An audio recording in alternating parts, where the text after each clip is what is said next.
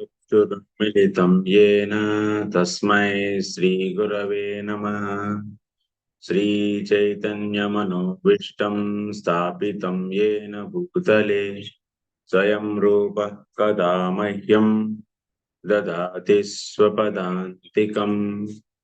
वन्देऽहं श्रीगुरुं श्रीयुतपदकमलं श्रीगुरून् वैष्णवांश्च श्रीरूपं साग्रजातं सहगणरघुनाथान्वितं तं सजीवं साद्वैतं सावधूतं परिजनसहितं कृष्णचैतन्यदेवं श्रीराधा कृष्णपादान् सहगणललिता श्रीविशाखान्वितांश्च हे कृष्ण करुणा सिंधो दीनबंधो जगत्पते गोपेश गोपिका कांत राधा कांत नमोस्तुते तप्त कांचन गौरांगी राधे वृंदावनेश्वरी वृषभानुसुते देवी प्रणमामि हरिप्रिये वाञ्छाकल्पतरुभ्यश्च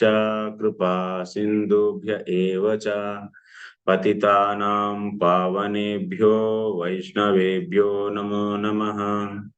नमो विष्णुपादाय कृष्णप्रेष्ठाय भूतले श्रीमते भक्तिवेदान्त स्वामिन्निति नामिने नमस्ते सारस्वते देवे गौरवाणी प्रचारिणे निर्विशेषा शून्यवादी पाश्चात्य देशतारिणे जय श्री कृष्ण चैतन्य प्रभु नित्यानंद श्री अद्वैत गदाधर श्रीवासादि गौर भक्त वृंद हरे Krishna Krishna Krishna Hare Hare Hare Ram Ram Ram Hare Hare.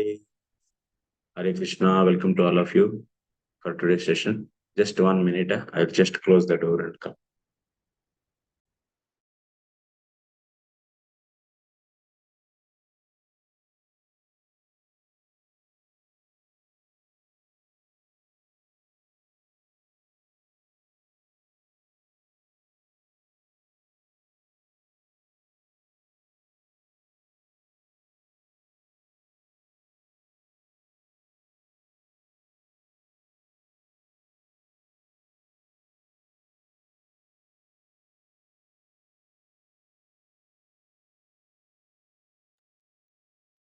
Hare Krishna Prabhu, how are you?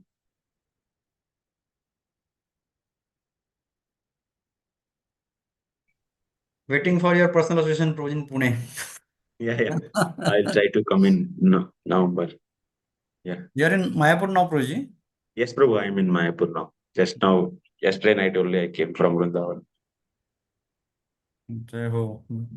Managing both Mayapur Vrindavan Trust. Yeah, Vrindavan, actually, I went there to teach in Gurukul. They started Shastri course. Shastri and also Prak Shastri. So Sanskrit courses they started. And also I went to teach East of Kailash Brahmacharis, Bhakti Vaibhav course. So I was there for 15 days. They in Vrindavan Gurukul they started affiliation with the Center Sanskrit University. Yes, Prabhu. Yes, that's the program. Yeah. And they had very Puran Itihasa Shastri they have. So and also Prak Shastri and also Puramadhyama also they started. All many parallelly they studied several things. Jai. Yeah. Really wonderful. So they will get that Shastra Visharad Shastra that degree. They get Shastri degree. Next after that Acharya. Then Vidya Bharati if they do PhD. Oh, great. Because in July, the VC of the Center Sanskrit visited during our meeting for the Bhaktivedanta University. Yeah, That time he given that, oh yes, we will affiliate your Gurukul with our university. Yeah. For in Pune also? No, in Vrindavan. I'm there only at that time. During the Bhaktivedanta University meeting. Oh, okay. He personally came, Mr. Varakhidi, I think. Srinivas Varkedi. Yes, Varkedi sir. Very polite person and yes, yes. very good. And during that program, he Yeah. came for the inauguration of the new Gurukul building. Oh, So yes, yes, that, yes. that time he told that, means Uh, our Leela Purushottam Prabhu told yeah, that many Sanskrit university have in India, yeah. but this is the only vice chancellor who is a Vaishnava. Yeah, it's run by Vaishnava. You know, they're actually generally sometimes in Banaras and Tirupati, we Vaishnavas go to colleges are also the lessons taught by the Advaitins, Yes, like Prabhuji. Vyakarana and those things. Now, this time I am seeing, so we are teaching, and Advaitin boys also they came who follow Advait Sampradaya. They are coming and hearing.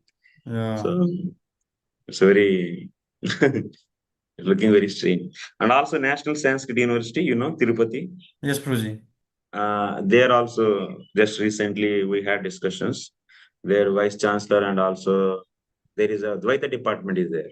That Dvaita department HOD, he wanted, uh, he want to help us to have a Gaudi Vaishnava Vedanta there. Great, Gaudi very Vedanta. cool. Yeah. Yeah. And we started working on the curriculum design. And mostly next year, uh, August, we'll be having the graduation course there. All Sandarbhas and also based upon our Vishwanath commentary, Vishwanath Thakur's commentary, and our Vaishnava books, completely Gaudiya Vedanta books, Gaudiya Vaishnavism's books will be there. So, Also, yeah. Govind Bashal also we are going to include. Govind Bashal. Govinda Bhashya from Acharya we are going to keep. So, Uh, yeah. So that will be very nice because all our books on will be there. And we'll get degree also. Jai. Yes. Because Yes. BRS also got affiliated with the Central Sanskrit University Delhi just last Yeah. 20th July, 20th Yeah. August. Yeah. So they also open for the Yes. collaboration. Yes. Yes. It will And be CS, uh, distance project or on-site course. this is on-site. Maybe we'll try to see in future also because distance also is there uh, in NSU. Distance Mm. also is there, but this is a very new course, and I don't think they will allow distance immediately. But if once it get the very familiar to the people and quite a number of people are demanding for distance also, then they will open for distance also. And what Prabhu is telling that department HOD is telling that you people have very good approach in the society. You have so many people and so many temples, and he's asking just to you make your people to learn little bit Sanskrit, spoken Sanskrit from Sanskrit Bharati, and bring the people, and we'll give very easily admission to your Jai. Gaudiya Vaishnava. This and they can easily learn. And also there is yeah, teachers also we need actually 40% on-site and 60% offline teaching will have 40% offline and 60% online teaching will happen. So he's really and also his vice chancellor also very much open. He's telling his Gaudi Vaishnavas they should have their own degrees. They are push. This is a good, very great achievement, Puji. Yeah, yeah. So today evening we have the meeting, further meetings to finalize the curriculum, the subjects for SAS3. It is It will very be nice very to be good. that our devotee is going to design the curriculum as per the Yeah, yeah. thought process and the Fully, it's Acharya fully committee. in our hands only. They gave the freedom actually. Fully it is in our hands. Very bold. Jai. Yeah. Thank you so much, Puji. Yes, for Hare Krishna. So yeah, thank you for everyone. So come. So we'll start once again this module. So I'm sorry we are it's not shared early the link anyway. So you got trouble maybe going there and coming here to the different two links. So today we are onwards we are going to discuss 11th canto from chapter number 8. Maybe online students, so if possible, if they open camera, so that I feel more interactive and class will become more live. Otherwise, one two devotees they open the camera and they will ask questions and you may not feel connected actually. So that's why I request all of you. So we enthusiastically keep on camera, then it will be more lively. We'll begin from first sloka. As you all of you know, this brāhmaṇa. So Avadhuta Brahmana is teaching to Yadu, King Yadu. In this whole conversation between Yadu and Avadhuta Brahmana's conversation is being instructed to Uddhava by Lord Krishna. So that whole story you all know, recently only it happened, the 7th chapter discussion. So now that's why, without taking much time there, we will start things. These are all the purports given by our BBT purports, Bhaktivedanta Book Trust purports, not by Srila Prabhupada. So that's why most of the purports we can see written from the Acharya's commentaries, like Vishwanath Thakur's commentary. And also some places we might be seeing Prabhupada's, if he covered those lectures or somewhere else, those slokas. So then we can see the purpose from that sections they pick up and they put directly. And they give reference also. Like Prajit, this. what is this project? Huh? This which are presenting here. Vedarama. So we can also access here directly online. Yeah. Vedarama is access is allowed for everyone. This is developed by Bhakti Vignan Goswami Maharaj's team actually from Russia. That's why you can see Ru means Ruski, Russian language. Russian books also there, English and Sanskrit. Recently, because in my laptop, I don't know, our database is not working. The DLL files are not so updated. For the new platforms, new OS operating systems, it's not supporting actually. It's very old DLL files and they have to upgrade, I think. So, but this is my new laptop and few days it worked and then it failed actually. Then I was looking for alternative.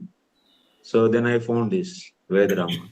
Here the hundreds of books are there, 587. And for the research scholars, especially if you get the permission from Maharaj and his team, you'll be getting more than 2000 books. All the books, dictionaries also there, Sanskrit dictionaries. So Acharya's books, Vaishnava, Vedic songs, Shastras, various several Shastras also, Artha Shastra, Dharma Shastras. Acharya's books also, all Acharya's books are there. So Baldev Vidyabhushan, Bhakti Vedanta, Jiva Goswami, Raghunath, Radhanathan, and also Moola also there. So it's very good tool this is compared to Veda base. But only thing is I don't know options how to highlight the things. I have to search out. I couldn't highlight and it's a little bit, maybe we should get the permission for the higher one. The payment, I think. Something is there. But basic thing, Prabhupada books and basic commentaries are available. So easily available. This Vedarama, its name is. Yeah. Text one. Sri Brahmana Uvacha Sukum Aindriyakam Rajan Swarge Naraka Evacha Dehinam Yatha Dukkam Tasman Nikcheta Tat Buddha. Translation. So kindly someone can read.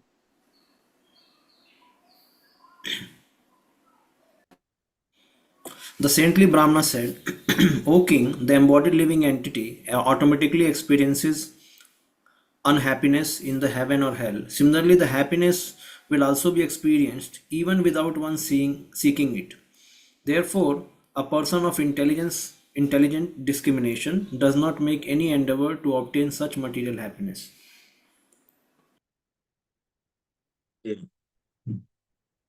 Brahmana was giving several examples to get the different types of lessons. Yeah.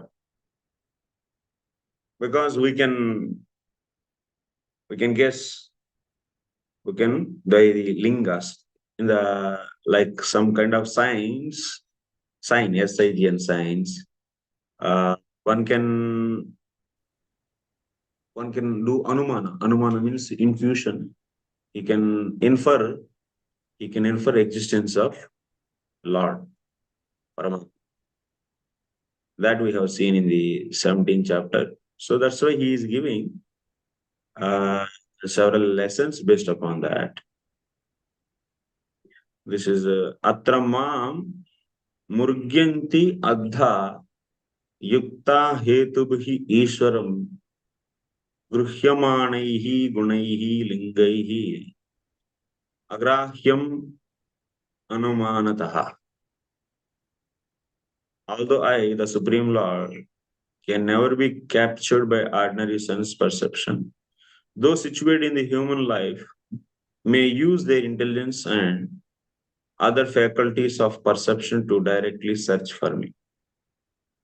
Through both apparent and indirectly ascertained symptoms. Krishna is telling this. So, one can do anumana, means infer the Lord. And after that, saying that he was giving the various lessons based upon the, in this regard, sages cite a historical narration concerning the conversation between the greatly powerful King Yadu and Avaduta. So, Avaduta Brahmana. Then after that, so Maharaj Yadu started, once observed the certain Brahmana Avaduta who appeared to be quite young and learned, wandering about fearlessly, being himself most learned in spiritual science. The king took the opportunity and inquired from him as follows. So Yadu was getting the lessons from Brahmana.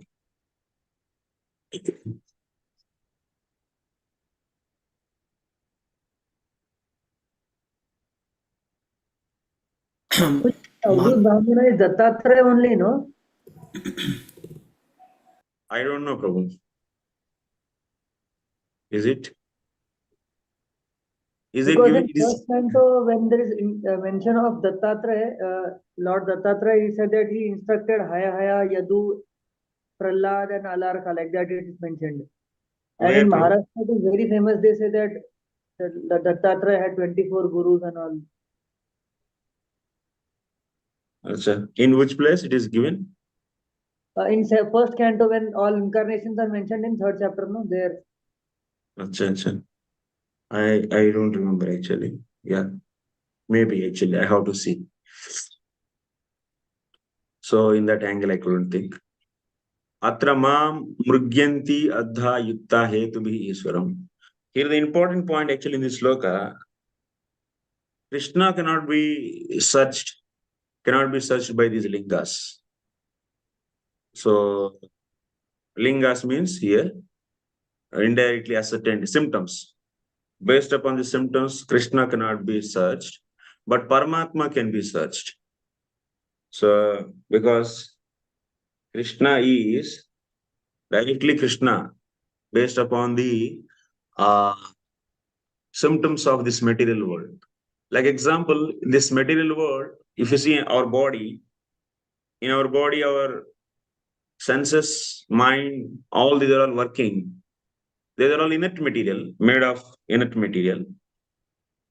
They are all just instruments. So one can infer that instruments are working means there should be a person behind that who can use these instruments. Like example, waving machine is there. It is an instrument. There should be a waver to function that. Similarly, behind these senses, like eyes, ears, nose, tongue, mind, and so on, so all these are senses. They are all functioning because there is a person who is operating that. So who is behind that? So there is, so some places we see Indriya Adhisthana Devatas. Of course, Indriya Adhisthana Devatas are working for whom? For the Jiva which is covered with the Avidya. So Jivatma is pure always, but when it is covered with the avidya and it is claiming itself as the doer. So that means for that Jivatma which is covered with the avidya and having the karma, based upon that karma, Indriya Adhisthana Devatas will operate these. So operate these senses. So that's why here we can infer that Jivatma, which is covered with avidya and accompanied with karma, is aswatantra karta. So aswatantra means he is not a independent. He is not an independent doer. Aswatantra karta is inferred actually. Because senses, so the sense controlling deities are working, are operating these for whom? For whose sake? For the Jivatma, which is covered with the avidya and having the karma. So, in that way, that Jivatma is there, then only this body will function. So, in that way, Jivatma is here inferred aswatantra karta. And based upon that, but Jivatma is not having the all full knowledge how to operate all these things are. So and so. He is aswatantra karta, that's why. And based upon that, we can also infer. So there is a swatantra karta. That swatantra karta is nothing but Paramatma. So antaryami of that body. In this way, based upon the material symptoms, material body and so, one can maximum infer Paramatma only. Not Krishna who is in Golok Vrindavan. Krishna who is in Golok Vrindavan. So how he will be inferred? Only through, so as a Paramatma he can be inferred. But directly Golok Vrindavan Krishna, that is only possible by the direct devotional service. Not by these lingas, it is possible. So that is the thing I just want to mention. It's quite important point.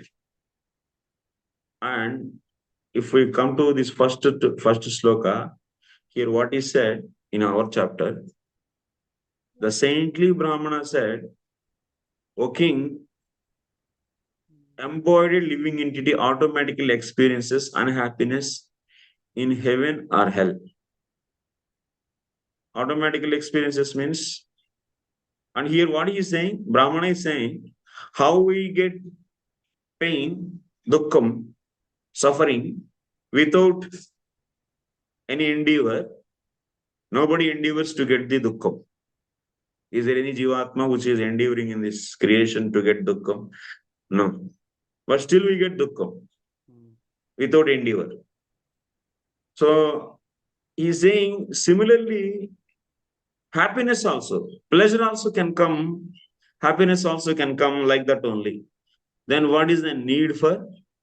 So endeavoring for the happiness. That is the meaning of sloka. Sukham aindriyakam rajan swarge narake evacha dehinam yat yatha dukkham. Yatha dukkham means जैसा दुख वैसा सुख भी अपने आप आ जाएगा. It will come automatically. What is the need for enduring? Therefore, a person of intelligent discrimination doesn't make any endeavor to obtain such a material happiness. So, it quite actually various things are there here to discuss. Quite important. Okay.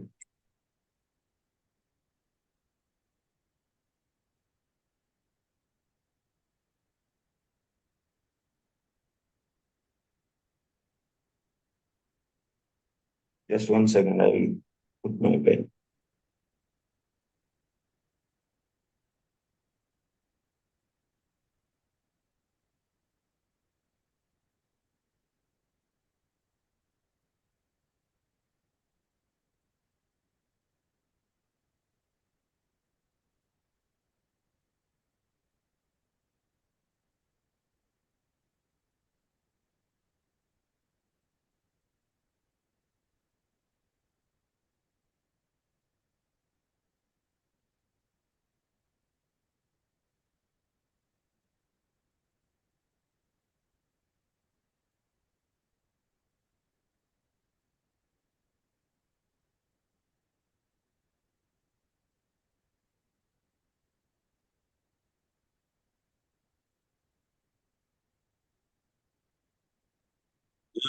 which is covered with the avidya. This is Jivatma.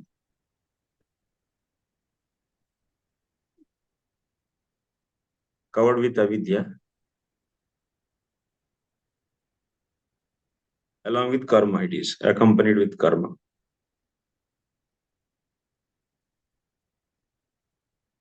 And it is given with the gross and subtle bodies. It is covered, full cover actually, like false ego, chittam, intelligence,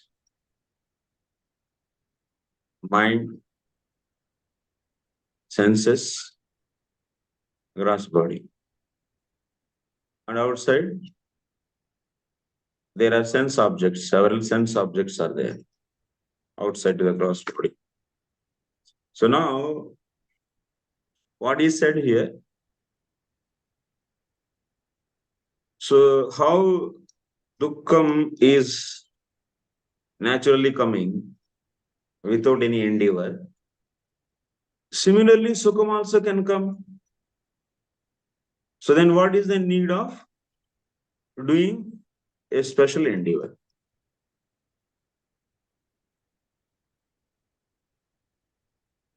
What it means? Here if you see Viraragavacharya, he is telling that sukham and dukkham we get based upon. So sin is 4 types, or karma is 4 types. Karma which is in the level of, so kutam, bijam, prarabdha, aprarabdha. So whatever the sukham and dukkham we get now, that is based upon prarabdha. Prarabdha means phalonmukhi. The karma which is ripened and about to give the result. Phalonmukhi, which is about to give result. That is known as prarabdha karma. So here that is the meaning. Based upon our prarabdha, we get dukkham. Based upon our prarabdha, we get sukham. Then here brāhmaṇa is saying, what is the need for endeavoring for sukham? Actually here context is about whom it is being discussed. It is being discussed, it is about whom we are discussing. We are discussing about a jivatma which is practicing or sadhaka. Jivatma is a sadhaka or a devotee. So especially you can see Narayana Paraha. That means sadhaka devotee. Sadhaka jivatma. We are discussing about sadhaka jivatma. Avanti Brahmana is telling about sadhaka jivatma. So who wants to progress in spiritual life? So such a person, what he should do? So that for him, the discussion is happening about him. And that's why here, a sadhaka in his life, dukkham and sukham will come based upon prarabdha karma. As per the prarabdha, whatever dukkham should come, it will come. Whatever sukham, it will come. So, but he should mainly focus on what? Ultimately, this statement is leading to the ajigara vritti. So, ajigara is also the animal, is a python. It will not do tremendous endeavor to get its livelihood. So, by the way, whatever it comes, with a little endeavor, whatever it gets, it is happy with that. So, similarly, sadhaka, to say that he is preparing a background actually here. Brahmana is preparing background. So, we should not hanker for the material pleasure. And we should not endeavor for material pleasure. We means sadhakas. So, prarabdha karma will decide. So, in the case of devotees also, whatever the sukham and dukkham comes in their life, so is it based upon prarabdha karma or something else? How devotees they see actually? The case of devotee sadhaka. Sadhaka means maybe the jnani sadhakas, their case is different. There are three yogas: jnana yoga, karma yoga, and bhakti yoga. Jnani sadhakas, so that means we are practicing path of jnana. In their case, yes, they see sukham and dukkham based upon prarabdha. So that's why they don't endeavor for the so much.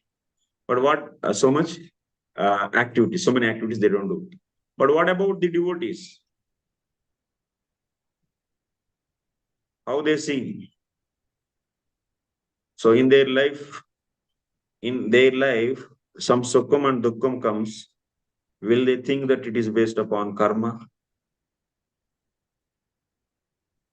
So anyone wants to comment here? Prabhuji, Srila Prabhupada, okay. Can I answer? Samarpan Prabhu, he is raising hand. You can answer. No, Ajay Mishra Prabhu can say so. Means if you are happy, then No, we started already. I should You can raise speak, hand. please. Better is raising hands, otherwise you directly told. Yeah. So it will become very difficult to. Yeah, Samarpan Prabhu. Okay. So I was reminded of purport of Vishwanath Chakravarti Thakur of Tatyanukampa. He says that devotee thinks that whatever distress he is getting is the result of Vaishnava aparad, and whatever sukha he is getting, that is result of his practice of bhakti. Something of that thing Vishwanath Chakravarti Thakur writes. Something, yeah. So it needs more clear understanding. Yeah, Arjun Prabhu. Prabhuji, Srila Prabhupada writes in this Isita Pragya Sikha Bhasa. So there he writes a purport. So he writes that how the devotee takes happiness and distress in one's life. So he says that when happiness comes, so he thinks that I am more comfortable now to serve Krishna. So Krishna has given me this happiness because it is also understood or through the Shastra that happiness and distress, once one becomes devotee, so whatever happiness and distress comes in the life of a person who is a surrendered soul, so for him that happiness is given by Krishna and distress also given by Krishna actually. So because the account has been transferred to Krishna, his karma account. So then he understands that the mercy of Krishna, either a happiness or distress. So in distress he understands that yes, I have done something wrong and Krishna has minimized my reaction. I have to be careful and I should again engage in service of Krishna. So Narayan Para Sarve. Someone is like this, Prabhu, and someone is like a devotee and he is a offender and he is not practicing any bhakti and he is doing sinful activities. Yes, please. In his case, whatever sukham dukkham comes is because of. Can you deal this case? He is now became offender of the Vaishnavas, committing sinful activities. So, but he was devotee. He took initiation. Somehow or other, he started offending Vaishnavas and committing sinful activities. So in his life, sukham dukkham comes. That's because of. Yes, Prabhuji. In his life also, sukham and dukkham, once he has surrendered to spiritual master, that is one thing. Now he is not surrendered. Now he is not surrendered means he was having spiritual master before. You can see live examples also. So Prabhuji, this Nave Janu Jatu Kathanchana Vrje. So there Prabhupada writes the suffering of a devotee is not equivalent to suffering of a fruity worker. He's not an orphan. He's offended. He's not an orphan, and that suffering has been arranged by the Lord himself. Even he goes away from the association of devotees, that suffering also has been arranged by the Lord, so that he will again come back. And then he writes a purport, Prabhupada, there are two kinds of people. One can come back in one life, same life. So that is the Lord is more merciful on him. And one can come back in other lives. Okay, Apnata. But he is offending. He is offended. Still okay. Courses. चार नवीन courses upload करतोय बलवत की बापू हाँ एक minute project hold करा एक minute Balwat Bapu I don't नमस्कार do Kale sir management. You Sir, mute yourself. so Prabhuji, even if he's offending, like the Lord will send him out of association so that he will value the association and come back. He may come back in next life or in this life. That is depending upon the how fortunate he is. He is offended, and also based upon that he is doing sinful activities also. Still in his life, karma, whatever sukham dukkham comes because of Lord's arrangement. So that is why I'm saying ki how can Lord once taken shelter of someone can give up?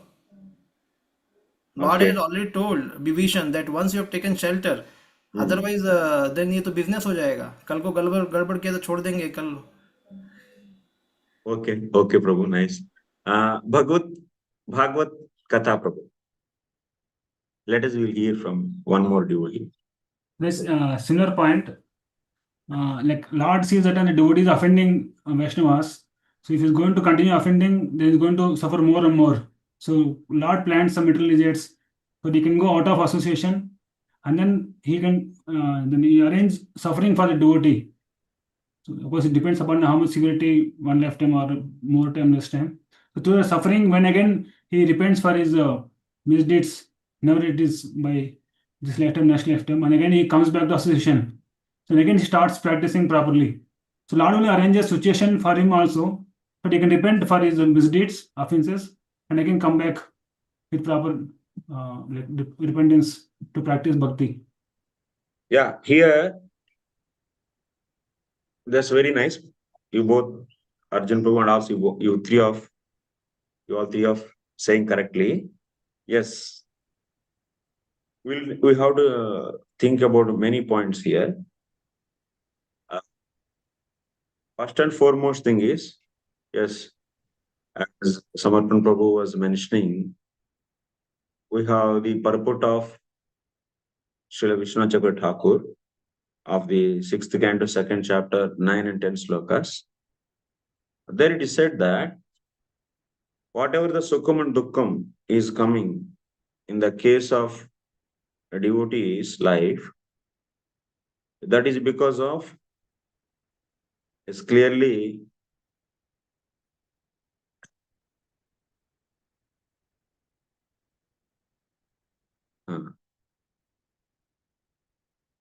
tesham drishyamānāni vaishagīya sukhāni bhakti dharmotthaņi yaduktam.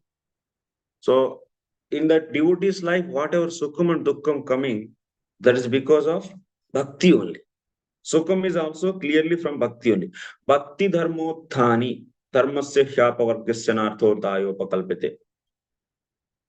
The reference sloka. Devotee's life, whatever sukham is coming, that is out of their bhakti only, not because of karma. And also in the devotee's life, you may see dukkhani, kanichit dukkhani. So some dukkha also we see in their life. That is also because of what? Swabhakta bhakti vardhana chaturena. This is the point. Swabhakta bhakti vardhana chaturena bhagavata. Just to increase the bhakti of his devotee, so Lord only will arrange dukkhas also. Langana kadukaushada payanadibihi. So sometimes doctors also, they give very bitter medicine, and also they recommend that not to eat this, not to eat this, you should not eat this, you should not eat this, like this. And like that, they restrict the things. They don't allow certain things to enjoy. And also, they give very, very bitter medicines. Only the purpose is what? To reduce the disease and to increase the appetite. So how doctor gives medicine, same way, Krishna is also giving medicine to his devotees. As per their nature, actually, how they are now. So in whose case, devotee means who here? That's the next point. Okay, Krishna will take care about his devotees. Pleasure and pain is because of, pleasure is because of bhakti, and pain is also because of Lord's will to treat them from their disease. Then devotee means who? Devotee means here, it is said, the one, not the one, Vaishnavya Dikshaya, Vaishnavam eva Gurukritya Bhakti Devim Kaivalyena Pradhanyenava Ashrayamana. Means, don't get worried about the Sanskrit. Just I am giving a reference actually. Some devotees, they like to Sanskrit also. That's why in a balanced way, I'm not studying the whole paragraphs of Sanskrit, just giving little references. So maybe some other devotees, they feel connected with that Sanskrit lines also. That's why. So devotee means who? Then we say devotee means only those Vaishnavam eva Guru Krutya, Vaishnavya Dikshaya. Diksha lena chahiye. Diksha means commitment. So a person should be committed to Guru actually. Committed to Guru and took initiation from Guru. And Bhakti Devi, they should take the shelter of Bhakti Devi. First of all, what? Making Guru or accepting Guru. Accepting Guru. Devotee means you should be accepting Guru with Vaishnava Diksha.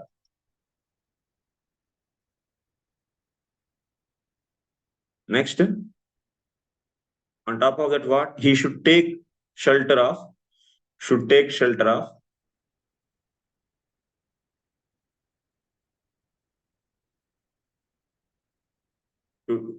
Bhakti Devi. Pradhanyena Kaivalyena va. That means exclusive shelter. This shelter should be what? Should take shelter. What kind of shelter? Exclusive. That means fully, that means surrender to. Or otherwise, he might be a karmagna Mr. Bhakta. That means main shelter. Exclusive or main. So if you see in our diagram, we write diagram like this. So this is Suddha Bhakti path. Entry door is Dhrudha Shraddha, strong faith. Before strong faith, people will be in the Dayavarnashrama, means Mr. Bhakti. So that means, once if we get the association of devotees, we are not immediately becoming so exclusive devotees, fully surrendered devotees, Sarvadharman Parityajya. So that's why Lord is going to give here, the devotee means he is going to give protection to the people who accepted bhakti is main. Of course, he might be practicing karma and gnana also, but those are all secondary for him. But bhakti is main. In his case also, Lord is going to take charge. Or otherwise, completely surrendered devotees. Many times our devotees say that, oh, I am not completely surrendered devotees. Whatever I am suffering in my life, that is because of my prarabdha. That means what? You are giving more importance to the karma. You are seeing karma than the Lord, than the bhakti. So this kind of things, yeah. That means out of humility, if he says, this is like example, Ajamil also, after getting the darshan of the Vishnu Dutas and conversation, after hearing the conversation between Vishnu Dutas and Yamadutas, then he said that, what he said finally, so because of my past deeds, so I shouldn't, actually, I'm not eligible to get the darshan of the Vishnu Dutas. I should not get this kind of opportunity of hearing the conversation. Like that he said. But there, we should understand that out of humility he is saying. It's not that the Vejamil doesn't have the faith on the bhakti. That means one holy name didn't destroy he is considering himself as also sinful person. Even after hearing the conversation between Vishnudutas and Yamadutas. So why he is saying? Out of humility he is saying. Even in the devotees case also, if they say out of humility, I am so sinful person, I am a very bad person, I did bad things. So that's why I am getting this suffer. So out of my karma. Of course, they also say that. So it's my, why they are saying like that? Out of humility they are saying. But actually, fact is what? But if someone say ignorantly says, not out of humility, ignorantly, that means in their case, still they didn't understand the glory of the bhakti. Even if someone is so sinful, by association of devotees and by their mercy, if he is able to get shraddha, some sort of shraddha on bhakti, which is making him bhakti, or which is making him or believing, is making him to believe bhakti is main and karma and jnana are secondary. If he understood this much, if he get this much shraddha, and he accepted Guru because he got shraddha. So he wants to progress. Accepting Guru means he wants to progress. That means he got Bhakti Bija. He got Bhakti Bija. If he is surrendered fully, then he got the pure Bhakti Bija. It became pure actually. So now, this Bhakti Bija, if it is there, even there is a hundreds of offenses by him and not able to practice further Bhakti. And there are so many sins also he is committing. So, but still, we should consider that. So, one should consider that. So, this karma is not, is vikarma also, if it is sinful, this is not going to dominate the bhakti, seed of the bhakti. No. He is going to get again birth. That's not because of his karma, he is getting birth. Of course, he is offender. He is doing offenses and doing the sinful activities because of that. So, he will not go to hell also. He will not go to hell. And this Bhakti Bija actually is going to give leaves and flowers. So should give leaves and flowers and also fruits. For that sake only he is getting the again birth. Not for the purpose of enjoying his karma he is getting. No. Otherwise, what will happen? If anyone thinks like that, he is still didn't understand what is the glory of Bhakti. Bhakti glory is not understood. So here we have to understand this is the glory of Bhakti, and such a Vaishnavas also who are doing offense now, internally what we should have about them, what kind of perception we should have. We should have somehow other they, because of bad association, they are offending and they are doing maybe some sinful activities. Since they accepted in their life one time Lord as the supreme controller, so then they will be protected by the Lord. So then that kind of perception we should have. Not that we should not bring them to the material platform and he should be like this and he should be punished and he should be treated like this and he is very sinful. No. Then you may get a doubt actually. Then if it is the way, if we conduct our Vaishnava community, then who is going to regulate this kind of activities? Then on the name of disgue of devotion, even the karmis also, they enter into our society and they start creating the nonsense. That means in this Vaishnava community, even if one do offenses and sinful activities, still he'll be treated as a very mildly and as a devotee, and he is respected as a devotee. If such a principle is there, such a way, if it is conducted the society, then so many people take advantage of this, and they just become a falsely devotees, and they start exploiting that atmosphere. People, they will exploit the devotees in that atmosphere. Then how to regulate that? Then how to deal this? Anyone can answer in this? Any opinions?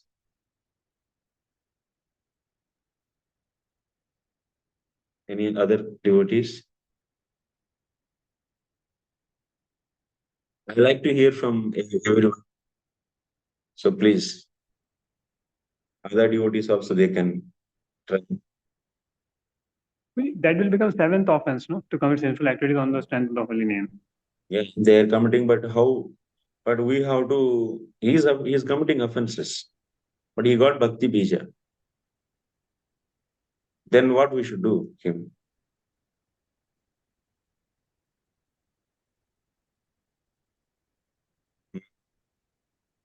Can you raise the hands? Actually, whoever wants to answer. Better instead of directly opening and speaking.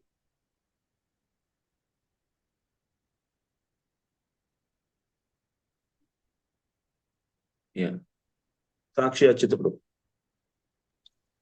Yes, Prabhuji also is under the complete shelter of the Lord, but in terms of organization, as you told, in order not to attract people who will take it for granted.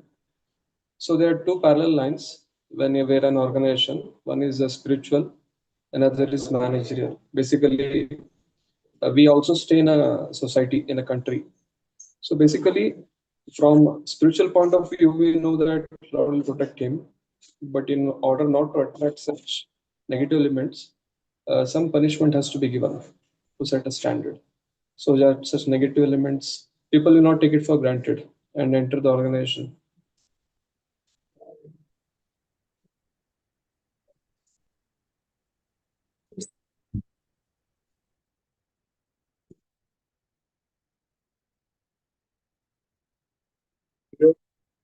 We are being the members of the general society. The leader of this person, what he has to do? He has to definitely give punishment. What is the mood of giving punishment? Not that he is not devotee and now he is a karmi. He should be punished like a karmi. So such a attitude definitely the leader will not be having. He's a Vaishnava leader. So definitely he has to see him as a devotee consciously, but to set a standard or example actually. To set an example, punishment should be given. So that this society cannot be so weak society and anyone can come and exploit. Externally, to safeguard the society, it should be, punishment should be given. And even while taking this person also, he should be understood that properly, consciously, Bhakti is far, far superior. And now this punishment is not going to purify me. Actually. Punishment, is it going to purify him? No. So what is going to purify him? He is committing sinful activities because of the severe anarthas, aparadhas. So only holy name will be purifying. We are not going to the platform of karmis again. In the platform of karmis, punishment will be, they do prayaschitta. If they do any sin, they do prayaschitta by accepting some kind of punishment or vratas. So that should not be our consciousness. No. That punishment, giving the some kind of this much, you have to get punishment. maybe so these provisions, these things are, these facilities are removed in his life. Like a king gives punishment to the general citizen if he commits sin, he will send him to the jail, and there is no freedom to get the facilities, earning freely and enjoying the sense objects. That is not given to him. Stop. Similarly here, so devotee also is given punishment. This punishment is not going to purify him. Only the way is holy name is going to purify. Then we should understand that his consciousness is right. His consciousness and his understanding is right. That should be actually. That should be. So, and for the only why he is accepting punishment then? Otherwise, person who is not devotee also, he will come in the he will come in the guise of a devotee and start exploiting the society. So, for the setting standard or setting an example, he will accept that. In this way, in the case of devotees, sukham and dukkham are coming due to Lord's arrangement. As per our disease, Lord only is giving this kind of dukkham. Like that he will treat. But in the case of Jnani sadhakas are two types. Jnani, who are traveling in the path of Jnana, and Bhaktas who are traveling in the path of Bhakti. So, Jnana sadhakas, they have no perception, they don't surrender to Lord. So they see everything out of prarabdha, something is coming and something is going. So now they want to come out from the karma, that's all. And they want to come out from the entanglement with the karma. They don't want to further entangle with the karma. So in this way, they will be neutral to this, both sukham and dukkham. They try to be neutral. That is the perception of the jnanis. Then what about the karmis? Here we have only three types of yogis, three types of practitioners: jnanis, bhaktas, and karmisas. Yogas traya maya prokta is said clearly. What about karmis? This lesson is not for karmis. If we say karmis, the way the dukkham is coming, similarly sukham also will come. You don't need to do anything. So will he hear this kind of statement? He will never hear this. So then, no, he will not. He will think that he should do karma. Prarabdha karma, yes, based upon prarabdha we get the result. But prarabdha is coming from where? Prarabdha is coming from the previous practice. Putam bijam. That means once if you keep on doing some karma, that only is ripening and it is becoming prarabdha. Now you are getting the results from certain karma. But now if you do karma, then future you will get the future results. Future prarabdha is depends upon the present activities. So that's why karmi is what they do, what they say. Of course, if you say simply, you say to them, your prarabdha will decide sukham and dukkham, don't need to do anything. They say that. But prarabdha is coming from where? From the karma only, na? Whatever we do, then that will become prarabdha. So that's why they don't hear this statement. And they keep on doing the karma. So that future prarabdha will be based upon that. But this lesson is been Avadhuta Brahmana is telling for whom? For the sadhaka, not for karmis. But Vedas Karma Kanda part is telling that Ejeta Swarga Kamo. You should, if you desire Swarga, then you should do the karma, yajna. You should do yajna, karma. So it is encouraging to do karma. Here what? The persons who spiritualist or sadhaka, he wants to finish karma actually. He doesn't want to do. So they should not entangle with the karma. They try to do their sadhana actually, either jnana or bhakti. Yes. Arjun Prabhu, any questions? Prabhuji, regarding that point about punishment. Yeah. So just I wanted to say something like when four Kumaras they went to Vaikuntha Lok. So their Lord he says that to them that I am ready to lop off my hands these two Vishnu Dutas because they have committed. So just to respect these Brahmanas who had come there in the Vaikuntha Loka, and they should not feel that Lord gives more glories to his devotee.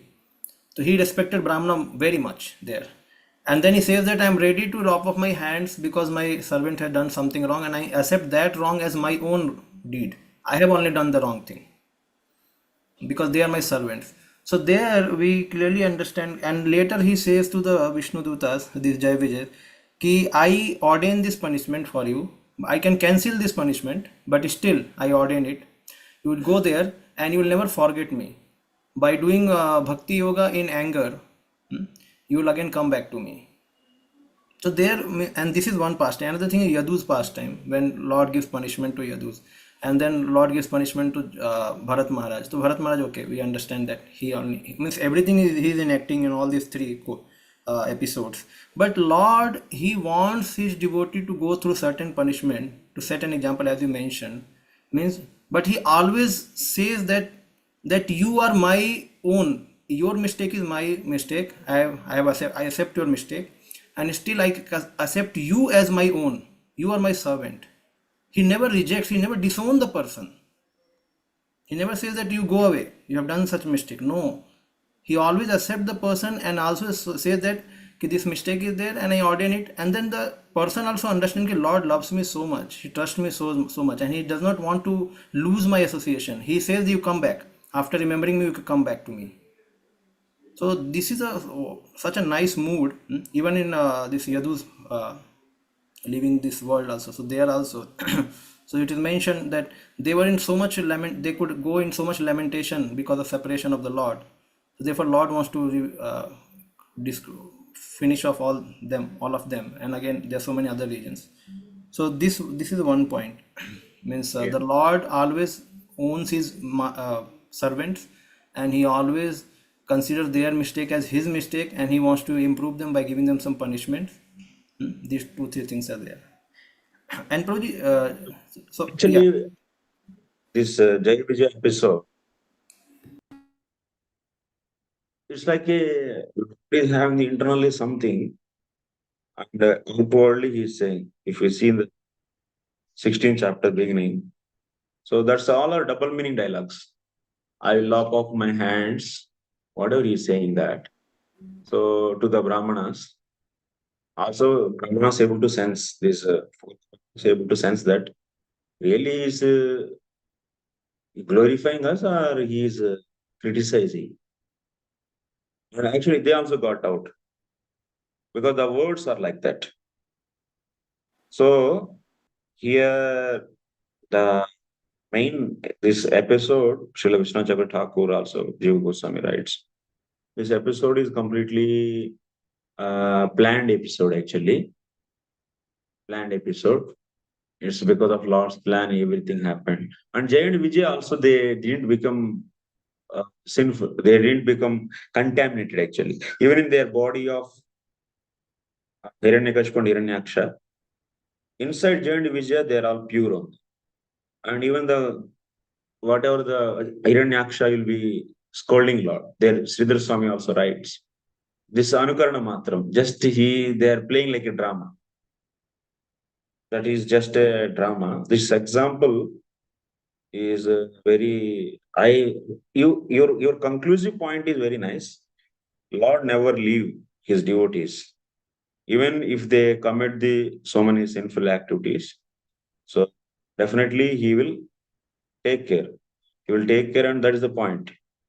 that is not at all that's there is no problem. But from this episode, I still need some more refine and clear. I feel actually. I think you are saying the another intermediate conclusive points you brought out. Lord thinks that his devotees' mistakes are his mistakes. Prabhuji, at one point, Biswanath Chakravarti Thakur writes all this discussion in the real, what is going in the mind of the Lord. Yeah, he writes in that after the war is everything is over. There he writes actually the whole double meanings. For each sloka he writes in the 16th chapter only. There only we understand actually. This is the both ways you can take the two different types of opinions. That's why it's double meaning. Their explanation only you understood this is double meaning. So yeah, the main point is okay, agreeable. So Lord never leaves. That is the thing. Even if you summon it, Nahyangopakrame dhvamso madharmasya udvanvapi iti bhagavad vakya. It means if someone someone surrendered to the Lord, so he will be always protecting his. Once if he, even many lives, he may go out and he may get the various kinds of away from the Lord, but finally Lord will take him back. Navai jano jatu katam chana vrajen mukunda sevyan yadanga samsritim smaran mukundang rupagohanam punar vihatum ichena rasagraho jana. Then what happens? So they will be coming back actually. Once again, Lord will pull him towards the bhakti. They cannot forget. There we can understand Acharyas, they are writing commentary. Even if they do practice bhakti and after that they left and they went for this material happiness, they remember that smaran means they're remembering that, oh, if they have so many offenses, they may not able to remember the taste what they got from bhakti immediately. They may not remember that. So once the offenses they get kshina by undergoing some kind of Lord's punishment. So then what they realize? Oh, when I was doing bhakti, it was so nice than this karma. And this karma is very frustrating and no juice in this. So now I was happy at that time. Now I am not happy. This kind of feeling will be there. Even in the maybe jivas also, varieties of jivas we can find in this our society also. Some people they keep on searching. Something is missing. Something is missing. They will not become happy in their material achievements and material arrangements and pleasure and so on so things. Why they are not happy? Because definitely there is a call from internally they have a call. Oh, something bhakti taste they already got. Something is missing. Like that also devotees, people they come and join with us. So this is unforgettable actually. The pleasure whatever coming from the bhakti. If once they surrender to the Lord or they accepted bhakti as main, then that will never leave them actually. That taste and that samskaras will be there. They will come back. Lord will call them back. So that's why even in our society, presently we can find nowadays, we can find so many devotees because of their different reasons are the aparadas. They are behaving in organization if we see so many different ways. And we should not offend them also. We should see whole episode with the view of principles of bhakti. We should not fell down to the stage of or the level of karmis actually. We should not, our conscience should not go down to the karmi kind of discussion we should not do. That's very dangerous actually. Dangerous to our bhakti. If you consider bhakti is also like karma, then we are committing 8th offense. And if you unknowingly also sometimes, because of not knowing the sensitivity of this bhakti and principles, we naturally being habituated to see or perceive anything like a karmis, and if we keep on commenting like that, then we are unknowingly we are making bhakti is also equal to the karma, and we are not recognizing the opposite person's bhakti bija, and he is accepting guru and practicing so sincerely bhakti for so many years. And if we see only if you bring him to the platform of a karmi, that means we are also understanding bhakti is also like karma. That means we are committing eighth offense and we are also not Vaishnavas. Definitely punishment should be given, no doubt. But what is the consciousness? That is very important. Yes, Kamala Prabhu. Roji, you told that there are three types of sadhakas. One is Gnani, Bhakta, and Karmi. Yeah. So Karmi you is not told a sadhaka. Three types of people you can say. Two are only sadhakas. Gnani and Bhakta. Karmi and Bhakta, and those who are not become entered into the either Bhakti platform fully or the Gnani platform, then they do the Karmarpa. So that's why we have one way we say three types of sadhakas, because actually they still didn't enter into the path of karma. Pure devotion or the pure jnana. Then those who are desiring to enter into the jnana, they will be practicing Nishkam Karma Yoga. Those who are desiring to enter into the pure devotion, they practicing the Swadhyaya Varnashrama. So that's why we are Brahmana, Kshatriya, Vaishya, and also Brahmachari, Grihastha, Vanaprastha, Sannyasi, ashrams we are following to enter into pure devotion only. So my question was different. Like you told that like karmis they depend on prarabdha, that is which is their previous activities. yes, So they that's why get they do new activities to get the new prarabdha. So what about the gnanis? What they think? Like bhaktas, they think that you get sukha and dukkha Because of bhakti. Because of bhakti.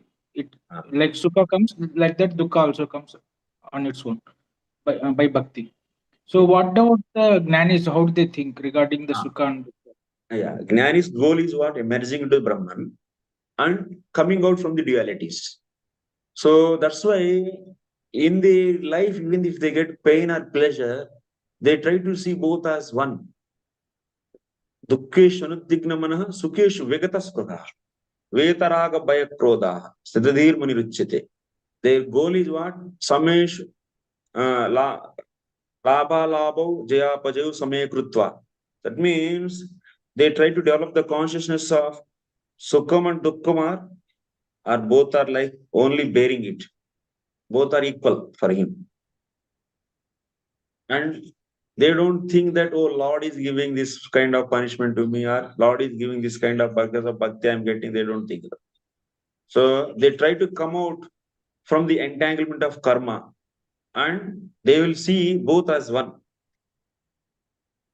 But what is the source they think? Source like we in bhakti we think that bhakti as a bhakta we think Lord is giving, and as a karmi they know that our past activities are coming. So what the gnanis think? They see the result as both same, but what is the source for them? For a gnani. Yeah. So I will give you a little more explanation. Initially, Jiva Atma, which is covered with avidya and karma, they are karmis. Now, when they come in association of Jnanis, they will enter to the Nishkam Karma Yoga. When they get association of Bhaktas, they will come to the Daya Varnashrama. So Daya Varnashrama Dharma. And then finally, these Nishkam Karma Yogis will enter into the path of.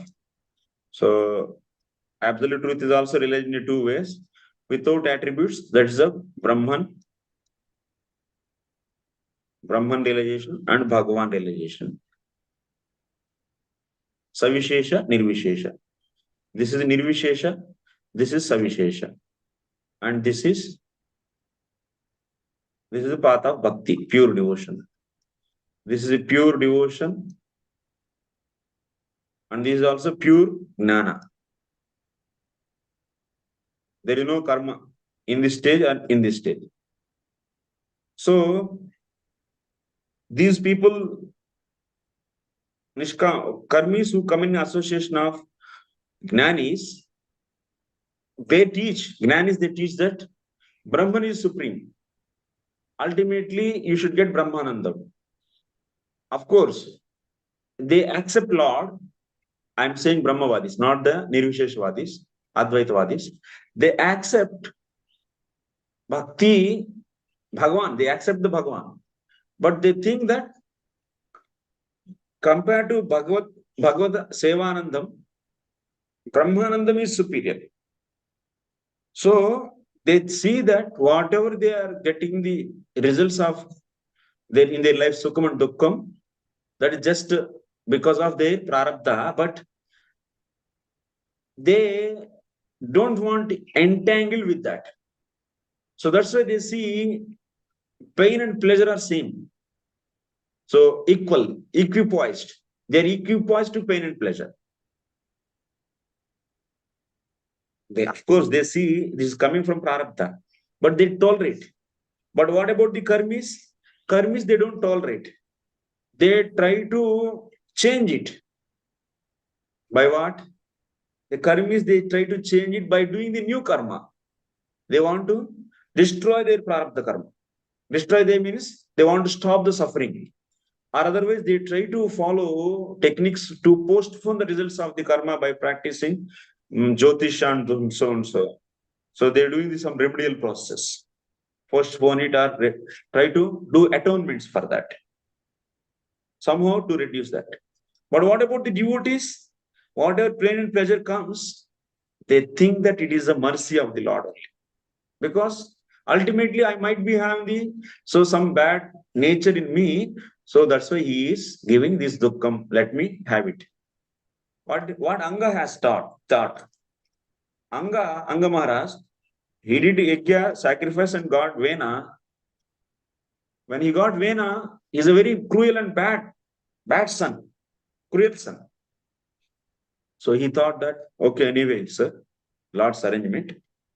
It's good for me to have such a bad son so that I should not get any attachment for the family life and let me focus on Krishna more. And he left the home and went to forest for practicing bhakti. There Srila Prabhupada writes in that purport. Devotees take as much as one surrender. So they try to see anything in their life as the arrangement of the Lord. They don't give the explanations of the karma based upon karma principles. No. Even if they say out of my karma, out of humility they may say. But the consciousness should be raised to the accepting bhakti, glory of the bhakti. Then only they are devotees. Otherwise they are not pradhani, both the devotees are Suddha Bhaktas. No. Yes, good. Yeah.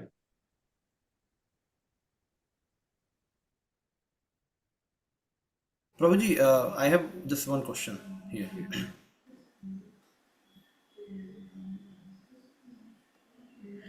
Can I ask, Prabhuji? Yes, bro. Yeah.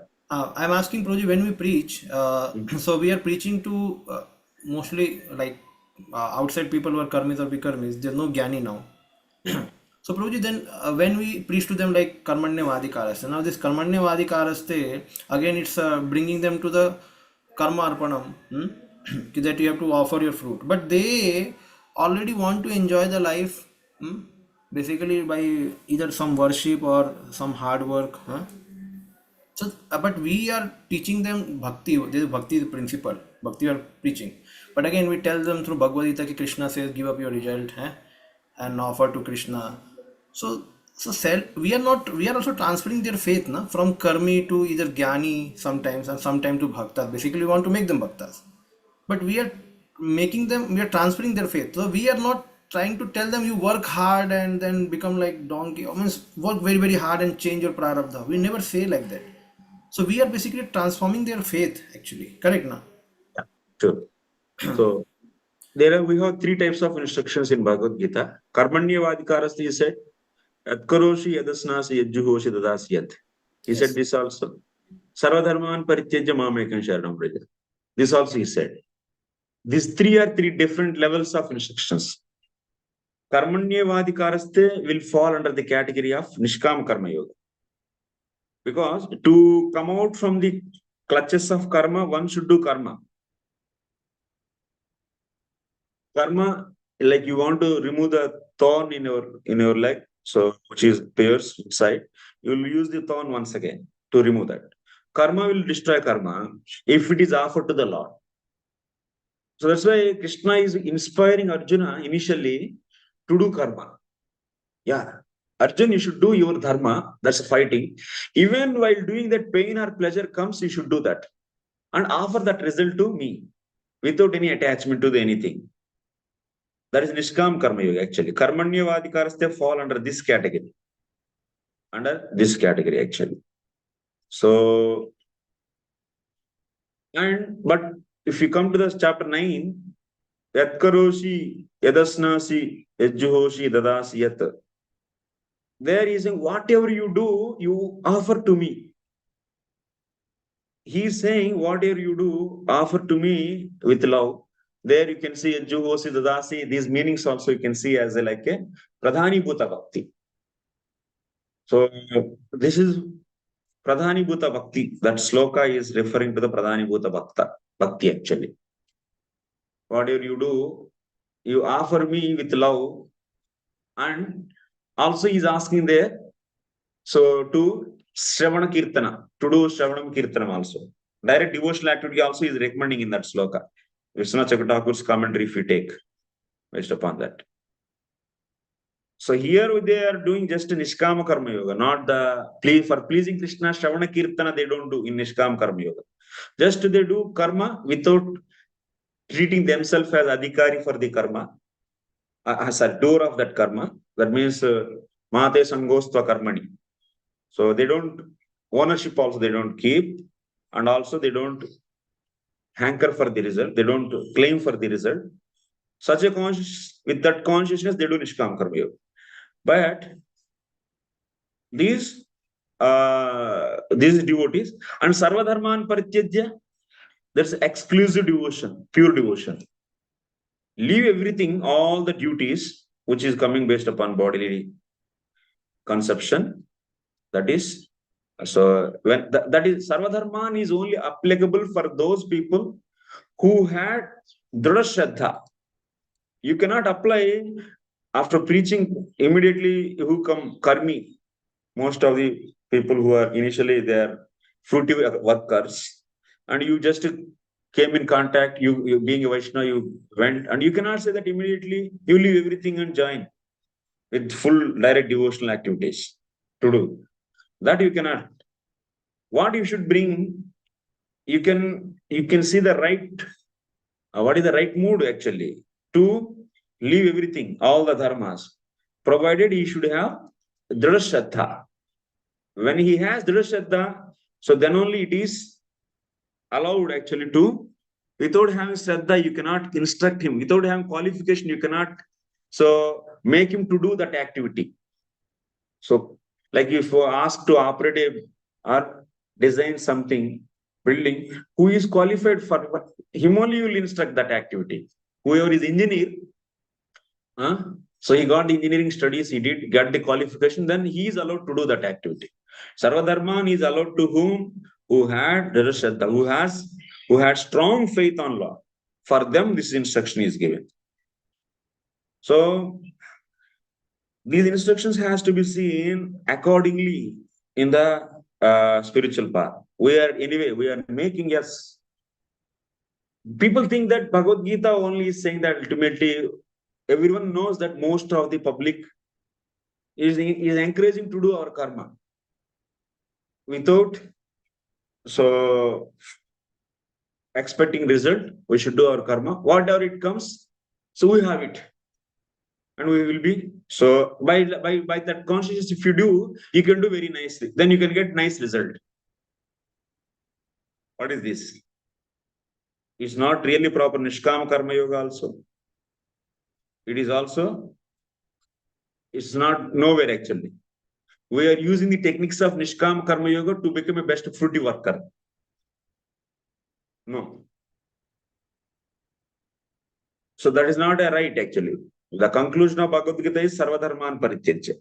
Taking everyone to this side, right side. This side direction we want to take. This is the direction we want to take. But initially we may use, actually, we also say, so instructions of to practice Nishkama Karma Yoga. Oh, you should be equilibrium to the, even whatever you get. Because they are not even in the stage of, people who are not in the stage of believing bhakti is superior to the karma. For them we say, initially, so you should then, because they don't have faith on Lord and bhakti, so then you cannot say that it's Lord arrangement for you. We say that you should just tolerate this. That's the basic level actually. That's why we are using that instruction to take them ultimately to Pradhani Bhuta Bhakti or otherwise Suddha Bhakti. Rupa Goswami also says in Nectar of Devotion, Jnana and Vairagya are taken as helping tools to enter into Suddha Bhakti. But our Uddesha is not to make them as Nishkama Karma Yogis. Based upon the audience, we should speak.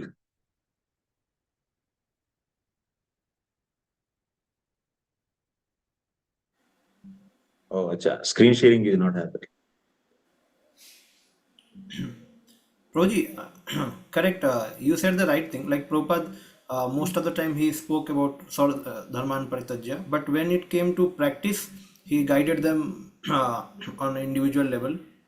Yeah. So in lecture, generally when we speak, so we can go from Niskam Karma Yoga to Pradhani Book to pure Bhakti also. In lecture we speak all the three things. Means in a common any lecture. Yes. different points are there, but I don't think there should be any restriction, as you mentioned, that only Dridha Shraddha person should be spoken Sarvadharman Paritajya. The knowledge should be given, as Prabhupada gave in even common lecture also, to anyone Sarvadharman Paritajya. But when it comes to practically how to follow, then he says that you chant holy name, Yeah. you do your work. Definitely, knowledge should be given, but you cannot instruct that now you leave everything and join. We cannot say personally instruct them like that. So that's why Dhrashraddha, whenever they get, they are qualified to do Sarvadharman Parityajya. So they can leave all their karma and practice the direct devotional activities. Before that, they are in the Pradhani Bhuta Bhakti. And Nishkama Karma Yoga is, Krishna is initially speaking about so Gnana Yoga only. First 6 chapters are Nishkama Karma Yoga, and ultimately he's telling about practicing Gnana. So these Gnana sadhanas, once again, he elaborated in the last 6 chapters. So this is Nishkama Karma Yoga principles we use, so to lift the person to enter into the Pradhani Bhuta Bhakti or otherwise to Dhrashraddha, to the Suddha Bhakti. So like this is a diagram. I forgot to, I will explaining, I didn't share the diagram, so now I shared. Okay, so we'll go further. Any questions actually? Anyone have any questions in this regard? Till now, the perception of Karmis, Jnanis and Bhaktas. Yeah, Samarpan Prabhu. Hare Krishna. Prabhuji. Yeah. Who is there? Hare Krishna. Yes, Mother. Prabhuji. Yes, Mother, please. My Go question ahead. was that we go to preach outside to the people, those who are karmi, and then they perform certain kind of a karmas that they don't change, even if you preach them for years. So what kind of a attitude we should have towards such kind of devotees? Whether to continue with them, or sometimes we come to such a conclusion that let us stop this now. So what should we do in this regard? What kind Actually, of karma yeah. they must have done that they don't change even after repeatedly listening? They don't chant 16 rounds. They chant only 2 or 3 rounds or 4 rounds, and then they go to different Devi Devtas to worship. So what kind of a attitude we should have towards such devotees? Such people, they are not proper devotees. So here, someone even after getting our association, still even after we are giving association and our kripa by teaching them or trying to explain to them, or otherwise sometimes we give some prasadam and so on. So the reasons why they are not accepting bhakti as main, at least bhakti as main sadhana, instead of becoming just working hard and earning money and enjoying. Instead of that principle, accept bhakti as main and give life for practicing bhakti. And maybe they do some karma also too in the support because they have some taste for karma. So such a conscious they not turn. Even we, after speaking several times, the reason can be two actually here. One thing is they might be having so many strong offenses because they are accepting even after they hearing bhakti's glories, they are not accepting bhakti is superior to the karma. That means they are directly committing eighth offense. So that means they are not able to come to the path of Vaishnavism. Pradhani Bhuta Bhaktas and Siddha Bhaktas are considered as Vaishnavas. Wow. So because they are severely, this eighth offense is they are committing. And this offense is because of their previous offenses. Previous offenses lead to the further offenses. So then what is the good solution here? Why even we say they are not changing that? But is there any wrong thing in the Jivatma? Jivatma, all Jivatmas are pure only. But now they are covered with avidya and karma and offenses. So some Jiva have so many offenses and some Jivas have less offenses. So then what is the solution? And strong devotee, if we give a strong mercy to them, he can destroy their offenses and can change their opinion. Because every Jivatma, Jiver Suruper Hoy Krishna Nityadas. Every Jivatma is competent to become servant of the Lord. Is constitutionally. But why we are not able to make? Because we don't have such a power to make.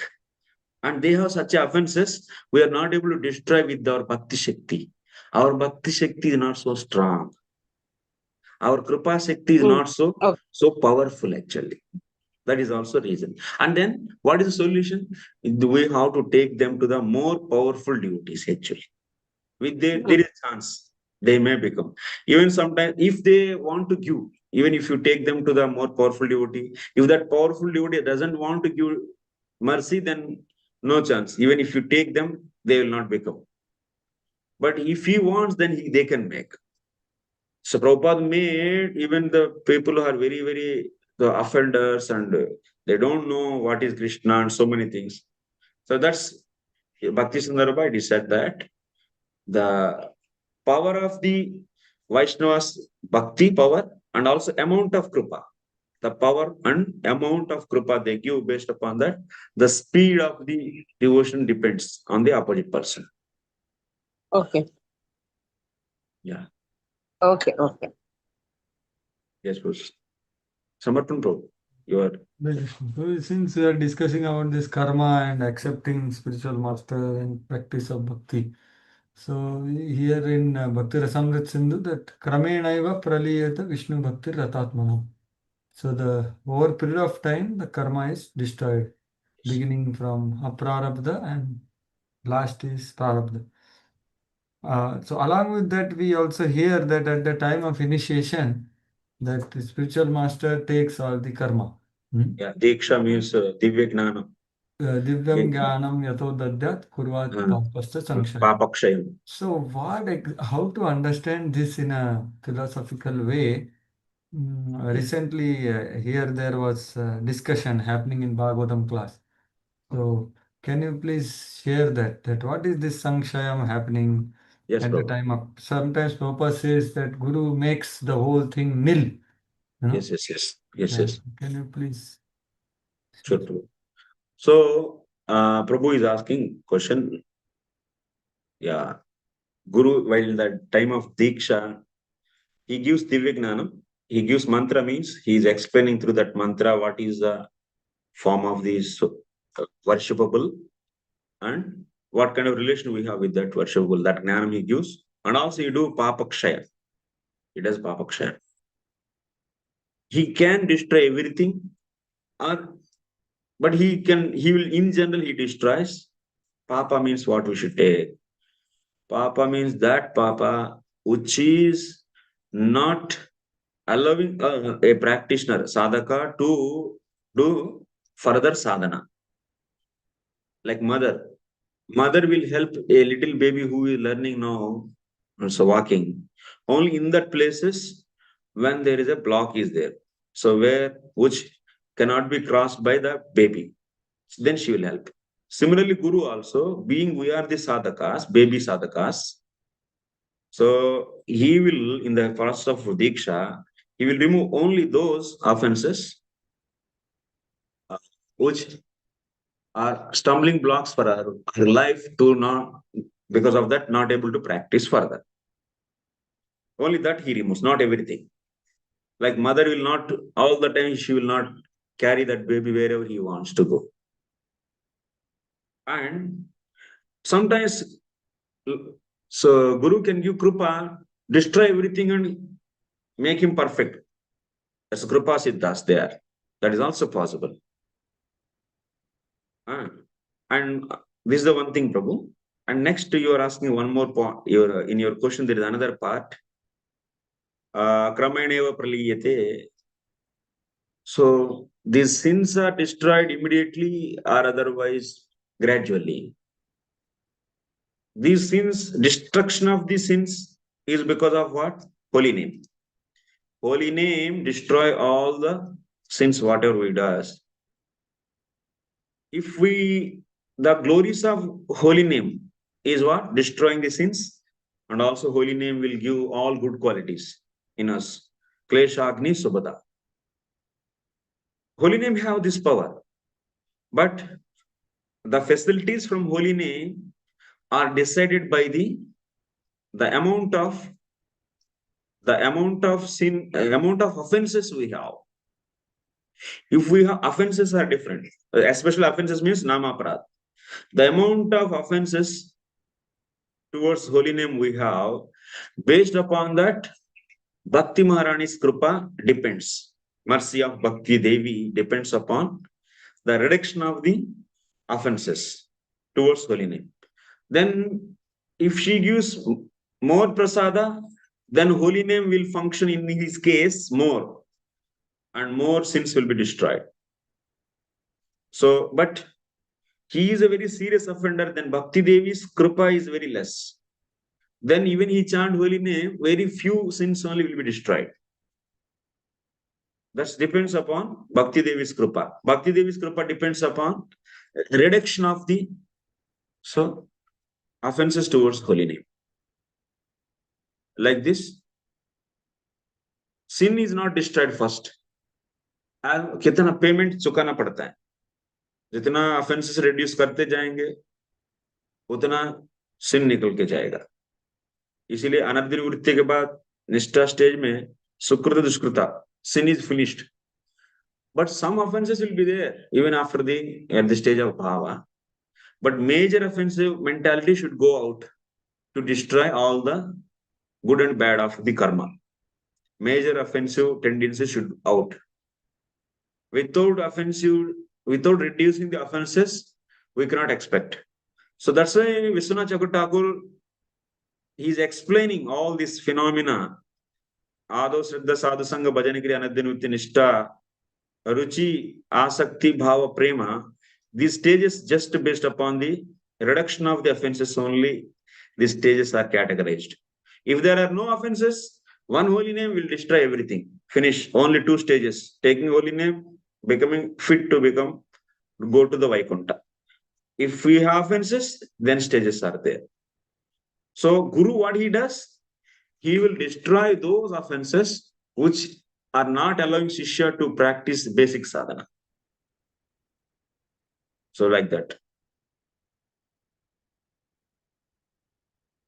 So, thank you. I'll just repeat what I understood. Hope Yes, Prabhu. Yeah. clear. Yes, So, thank you. firstly, you said that this Divyam Jnanam Yatodadhyat Kuryat Papasya Samshayam is that the impediments, strong impediments in performing sadhana are removed like a child and mother. So Yeah, that is what is happening at the initiation. It's not Yes, that yes. he is removing the entire thing. No. He's removing something which is great impediment for practicing sadhana. So this Yes. is one thing. And second thing, you said that about the holy name destroys everything. and it can destroy in a moment also, but it destroys based on the offensive disposition or amount of offenses. So Yes. it is offenses are less, then Bhakti, holy name will act more, and offenses are more, then Bhakti Devi will give kripa less. So that Yes. way, Yeah. is it correct, Prabhu? Yeah. Yeah. Others have any questions? So then we'll go further. Bhagavad Katha, Prabhu. Yes. The same question, like you said, during Diksha, Guru removes that much amount of sin which is obstructing a disciple to progress, to practice. Yeah. So question is, Guru removes, how he removes, like, because the discussion was whether Guru takes upon himself that karma, because sometimes Prabhupada says Guru undergoes some suffering because of sinful reactions of a disciple. Or means how, where that karma goes, or Krishna, he gives to Krishna, no? Or like he nullifies it. So how that goes, so that is a discussion, like confusion was there. Yeah. Guru will destroy, and he doesn't want to give that his disciples into his further. He accepts, and he is also, Guru means what? He is a surrendered devotee to the Lord, and he is giving this kripa, and whatever that means, his mood is always like this. My Lord, this disciple is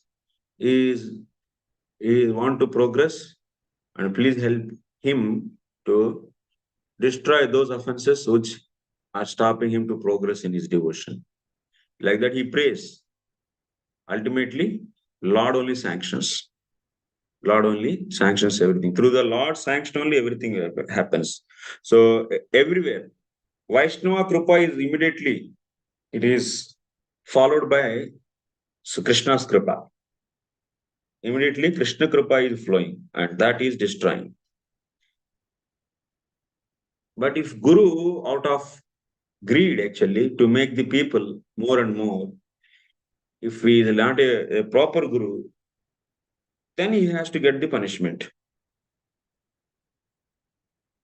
So, like this is not like out of like karma principle, it is. So Guru is taking that karma, and that karma has to be suffered by Guru. Is not like that. He is also surrendered devotee. In case of surrendered devotee, everything because of Lord's mercy only. That's up to Lord. So, like when like Prabhupada says that no, like Guru undergoes sometimes bad dreams or whatever because of a disciple's suffering, is it Lord is arranging it to show that the disciple should be careful? For that reason only, Lord is arranging like this, or not Can you to come commit again, more? Prabhu? Like Prabhupada sometimes writes in purports that no, because of disciples accepting disciples, Guru sometimes undergoes some suffering or sometimes undergoes get some dreams. Like that some purports Prabhupada writes. In letter to Jadurani Mataji, he writes during initiation, Guru takes away all the sinful reactions, and he undergoes some suffering. Basically, little bit of suffering is seen in the body of Guru. And Yeah. so is it Out Lord of is arranging that? compassion, yes, Prabhu. Guru, he never said that my disciple sins, Lord, you take, or you. Even his own, a pure devotee, he thinks that whatever sin I did in my life, he never think that bhakti should destroy that. The principle is, underlying principle you should understand here. Underlying principle is, no devotee think that Bhakti Devi should go and destroy their sins. No sincere devotee think like that. Every sincere devotee always think that, and also he will not feel so comfortable that, oh, Bhakti Devi is destroying my sins, I am so happy. He will not feel comfortably like that. So he thinks that, oh, this is sin I did, my Lord should give some punishment to me. And that's why seventh offense and first offense. If one does the sinful activities on the strength of holy name, and if we commit offenses towards the Vaishnavas, in these two cases, what is the thing? So for solution, for rectifying these offenses, one should accept volunteer punishment. As a Guru, when he accepts the sin of the disciple, he asks Lord that give me punishment to me. For his sins, he is asking. Disciple sins, he is asking. Give me punishment to me. And that is the Krupa actually. That's the Guru's position. They are very compassionate. And whatever Lord makes, I am okay with that. Accepting such a offensive disciple as a disciple, offensive person as a disciple. So in his account, such a great offenses towards Vaishnavas are there. And now Guru is accepting him as a disciple. And such an offensive thing is there which is stopping him to not to practice. And Guru is accepting and he is asking, so give punishment to me.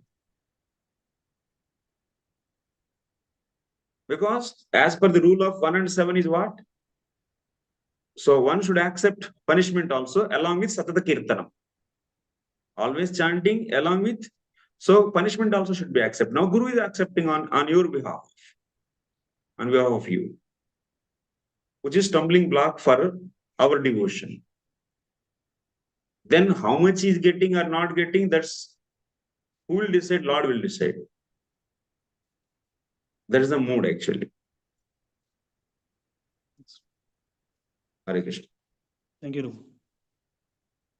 Arjun. This, as you mentioned that without offenses chanting the holy name.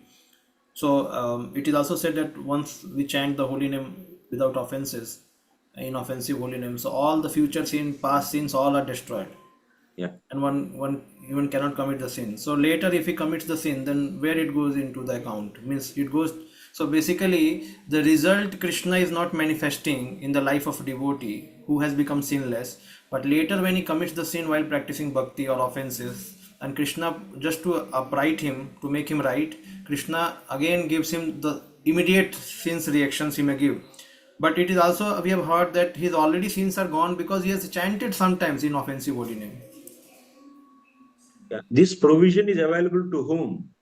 One holy name destroying past, present, and future. Only for those who didn't have offenses at all. Paradas they don't have. But that is not applicable to us. Because that facility of holy name is only available to those who are basically in his whole, that means in the millions of lives, nowhere he is having offense. But Prabhuji, it is there now. When before becoming devotee, we have chanted Ram and Krishna name. So that's why I'm saying we can't just say we based upon few reasons. So Ajamil case is said by the Acharyas, and also we see such explanation. Here the point you are saying that before coming to bhakti, everyone is offenseless. And now if they chant first holy name, then everything is destroyed, then after that what they are doing. So if they sin, if they do.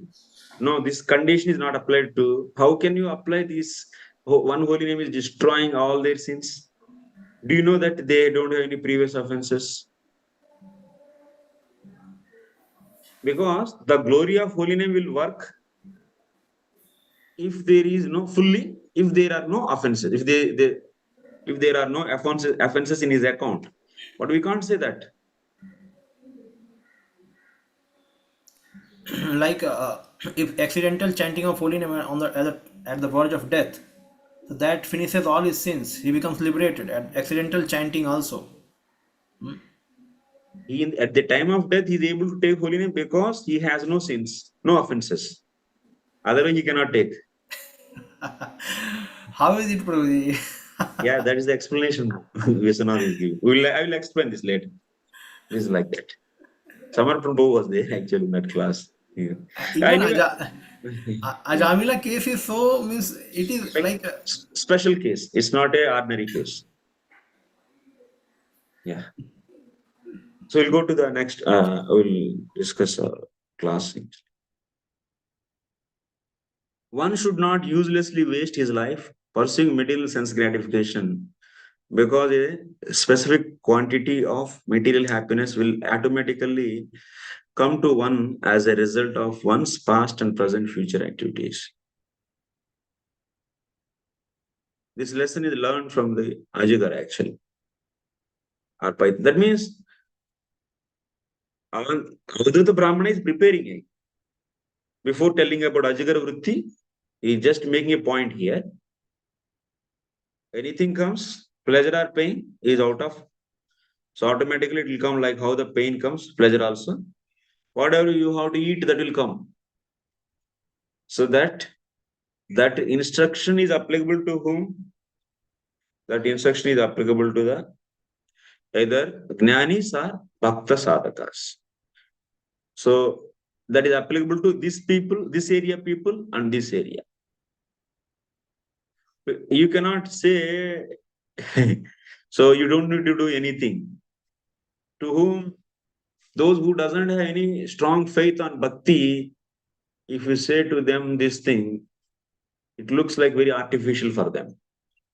But philosophy instruct, that means you cannot immediately instruct that stop doing karma and so in your life anything comes. No, but theoretically we are understanding, but we want to come at one stage to fully dependent on only Krishna and not to do any karma to get any material facility. So that is the stage of full surrender. So these instructions should be heard and one should travel towards that in practice. That is possible in case of devotees. As much as they develop faith on the Lord, that much they can implement this instruction. So here developing faith on Lord is more important actually. Nothing else, only that is the thing. The symptom of faith developing is what? Increasing of surrender. Initially we thought that we should have some bank balance to become a brahmachari. People, they think like that also. But as much as their surrender increases, they think that there is no need of keeping any bank balance. Krishna will take care of me. Even if I get any disease or anything, he will arrange. So here this instruction immediately it may like a disaster for the person who have faith on the karma. What is this? How it is possible? But how much you can implement this? As much as you surrender to him, Krishna. How much you can surrender? As much as you develop the faith. So that's our focus of hearing Bhagavatam is what? Developing more and more faith on Krishna. That is our focus of hearing Bhagavatam. So that's why we discuss examples in Bhagavatam. We try to discuss glory of the bhakti deeply without committing any offenses. If we commit parallel offenses and also we are hearing, then what will happen? That hearing of bhakti will not give any so powerful impact. So as much as you should work also on reducing your offensive mentality. Otherwise, your consciousness should not hold glory of bhakti and that will not be so fresh in your heart. So, parallelly, you roughly deal with the bhakti, the bhaktas whoever is doing bhakti. And also you want to become so sensitive to the bhakti. And Bhakti Maharani should become sensitive to you. Not possible actually. It's not possible. Are you able to understand what I'm saying? My point is, the only main point, developing faith on Lord by hearing the Lord's devotees and bhakti glories, parallelly you should not commit offenses. No. Then that hearing will not becoming the effective. Because you have very rough mentality towards the devotion. And also you are trying to, developing faith on bhakti. दोनों नहीं चलेगा साथ में.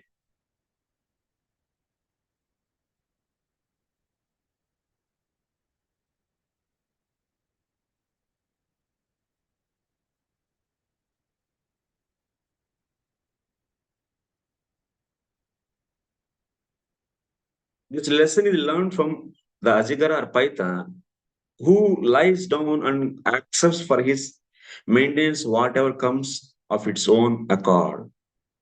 So that's why after full surrender, pure devotee, that is the path of pure devotion. So that's why we call, even he has anarthas, he is called as pure devotee only, because he practicing pure devotion. He is just dependent on Ananyah Chintayanto Mam Ye Janah Patyupashante Tesham Nityabhiyuktanam Yogakshemam Vahamyaham. His conscience is like that. Whatever the Lord's arrangement, whatever comes in my hands, that is mine. Like that. In the case of Jnanis, who left karma, after Nishkama Karma Yoga, who become perfect, in Nishkama Karma Yoga, whose Antakarana is purified. So that means Antakarana Suddhi is the entry door here. Antakarana Suddhi. So they enter into the Jnana path. They also don't do any karma. So to get the pain and pleasure. Their consciousness, they are in Nishkama Karma itself means equipoiseness towards the pain and pleasure. So then they don't do any karma to maintain their life. Because they do Jnana sadhanas, automatically that will give something. Oh, this sadhu is there, very effulgent. And they will come and give something to him. And whatever is that begging, he will just maintain that body. And that too also, kamasya nendriya pritir labho jiveta yavata.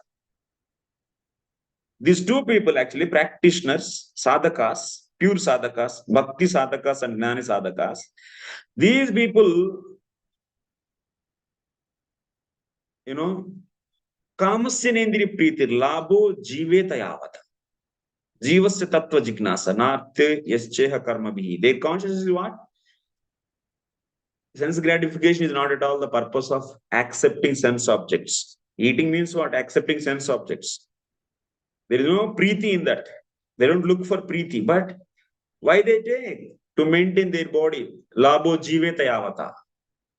Sustaining the body is only the purpose. Then why they maintain? Jivasya tattva jignasa. To practice. Nartho yascheha karma bihi. Why they maintain body?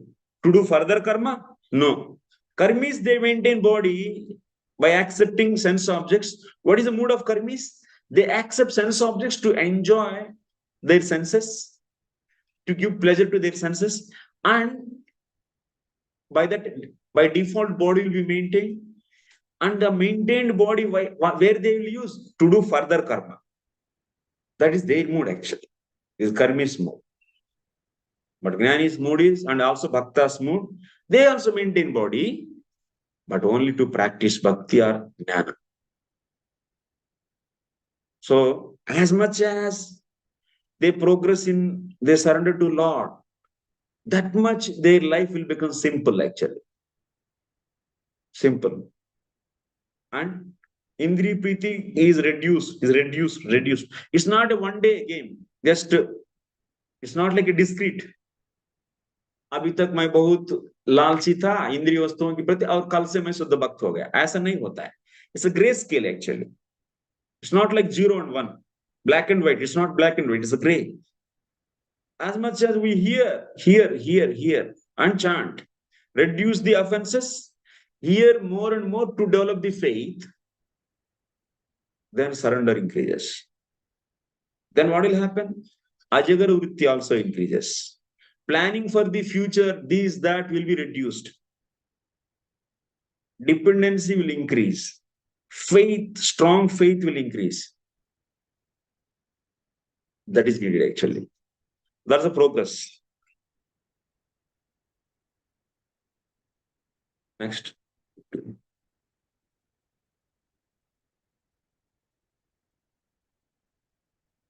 Remarkably, in both material heaven and hell, happiness and unhappiness come automatically.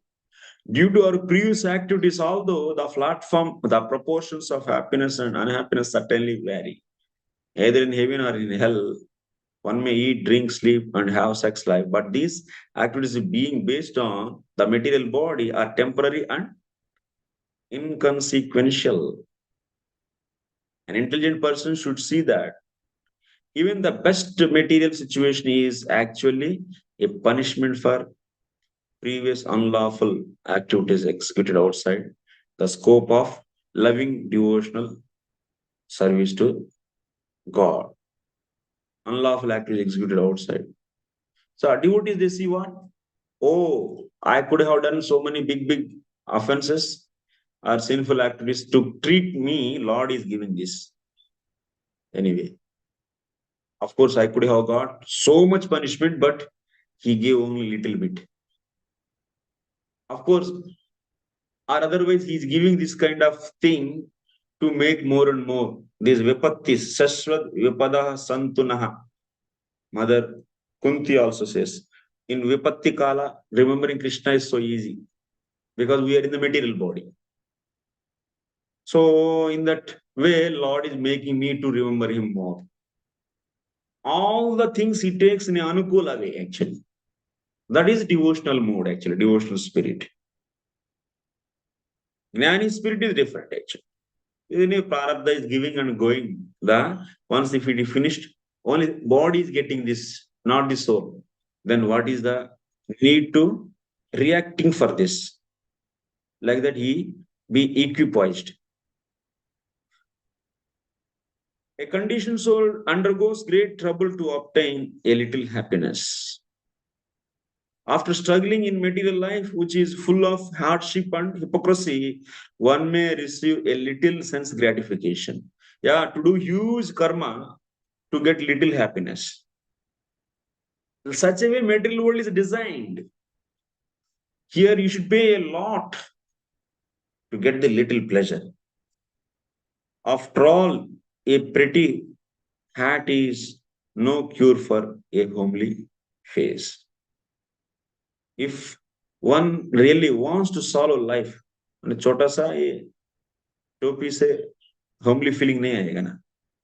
If one really wants to solve life's problem, one should live simply and reserve the major portion of one's life for loving service to Krishna. So that's why simple living is a symptom of progress in devotion.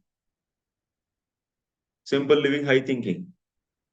They will become because their mood of committing vikarma.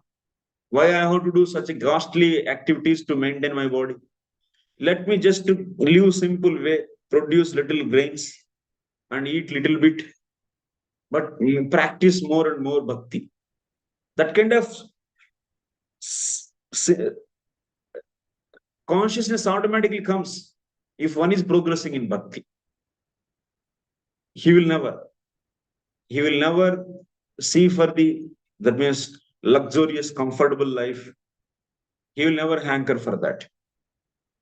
And for that, he should go and approach so many people. So to get the money. If we see in the second canto, second chapter, there actually we see a commentary actually. Sadhus, they don't go for the huge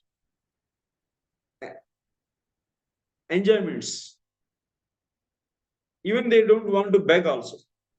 They don't want pillow if they have, once they have hands, their own hands. They don't need to go for the plate if they have the hands. They don't need to go for the build a house if there is a cave.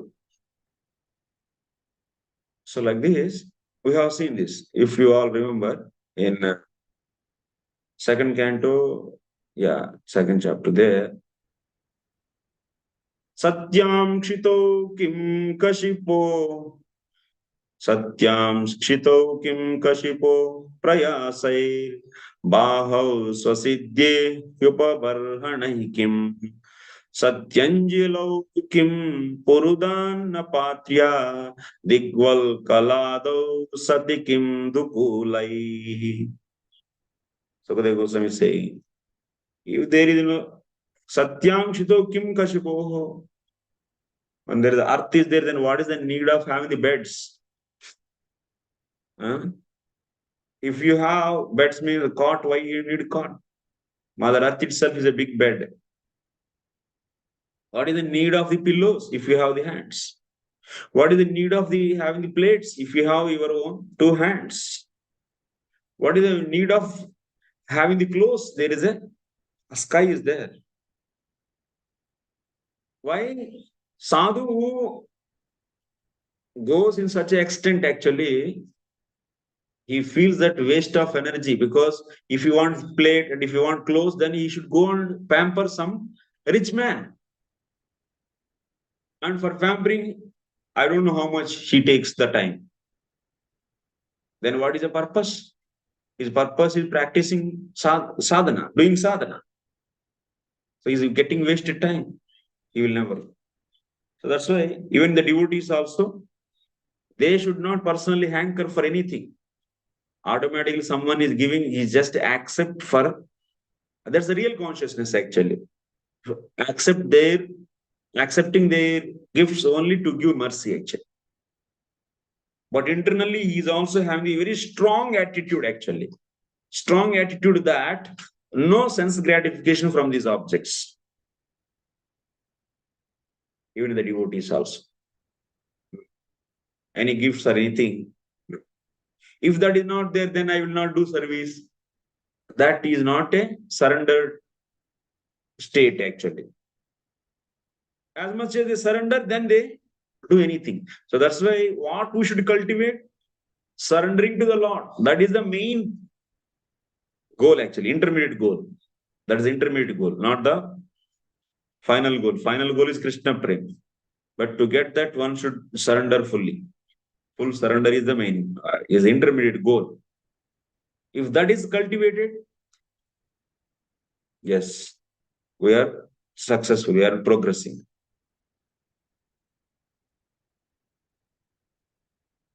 So consciousness evolves like that. He progressing, he leaves the hankering for the different objects. But he accepts some objects only for the service. But internally, there is no sense gratification from those objects.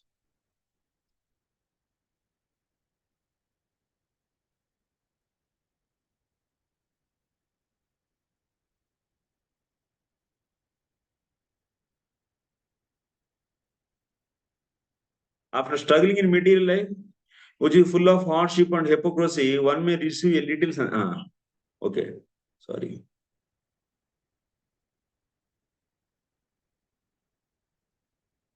One should live simply and reserve the major portion of one's life for loving service to Krishna. So this is the important thing. Our time and energy for Krishna, not for gathering the groups. Even those who don't serve God receive a certain standard of maintenance from Him. Therefore, we can just imagine the security the Lord offers to those who dedicated their lives to His devotional service. As much as you surrender, you can feel the Lord's mercy. If you don't surrender, you cannot feel. So that is how to surrender. It is the very important thing. So ways to surrender. So Saranagati Angas, Anukulyasa Sankalpa Pratikulyasa Varjanam. That is the important area. And for that surrender, what is needed? Faith. Developing faith is the another important area. First, developing faith should be worked out. Then we want to surrender. Then how to surrender? That is also explained actually by that 6 angas, 6 limbs actually. One is Angi, remaining 5 are Angas. In that Anukulyasa Sankalpa Pratikulyasa Varjanam. Next sloka. Shall I give break? Yes, Prabhuji, break is needed. So 1 to 1:15 will be the break, then we'll come again. So major thing we explained, then we'll go to the slokas quickly now, because the underlying principles should be clear. 15 minutes break, 1:15 will come back.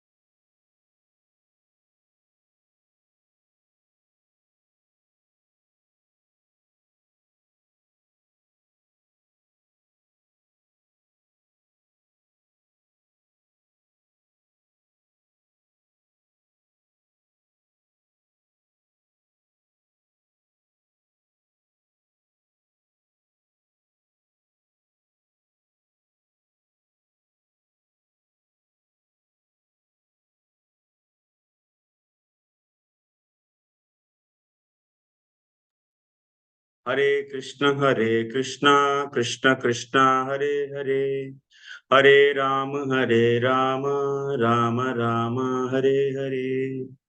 Hare Krishna. Welcome back to second half of today session. So we'll continue from second sloka of the 8th chapter. Grasam sumristam virasam mahantam stokamiva va yadruchaiva patitam grasid ajagaro kriyaha. Translation, anyone likes to volunteer to read?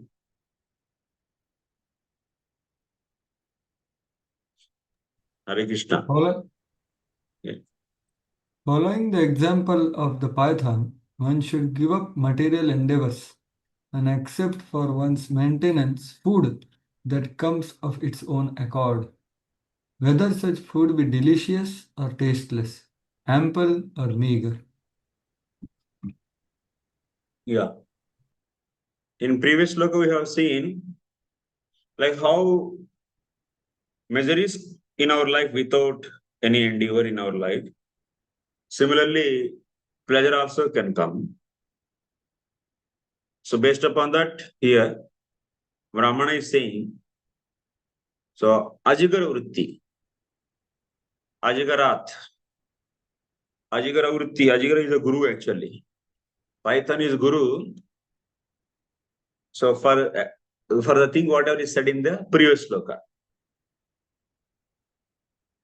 it is not going to do huge endeavors. Akriyaha means what we should take.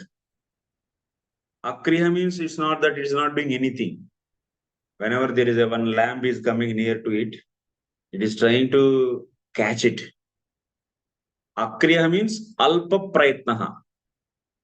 That one you should. Akriya means not doing anything and just someone comes and open its mouth and then it is putting inside the thing whatever it needs. That is not the meaning. Akriya means alpa prayatnaha. One who does little endeavor. Little endeavor. So similarly, so devotees also are sadhakas. They just accept at least whatever is there in the plate they will eat. Na? It's not that Lord only should put that everything in my mouth. No. Not like that. They do a little endeavor. That is the meaning of Ajigara Vritti. Even Ajigara also is doing little endeavor. But it is not doing like huge endeavors. To catch some animal, it is not running like tiger or not like other animals, hunting animals. Whichever coming near to it, it is catching that. Otherwise, simply lying. Similarly, sadhaka, so whatever is coming automatically to his plate, he accepts that.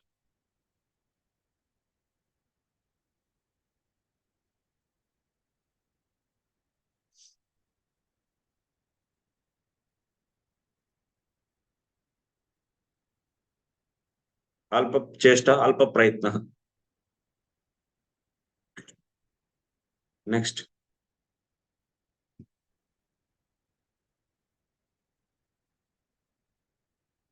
चैताहानि भूरीणि निराहारोनुपक्रमः यदि नोपनमेद्ग्रसो माहिरिवदिष्टभू. Translation. Someone, please.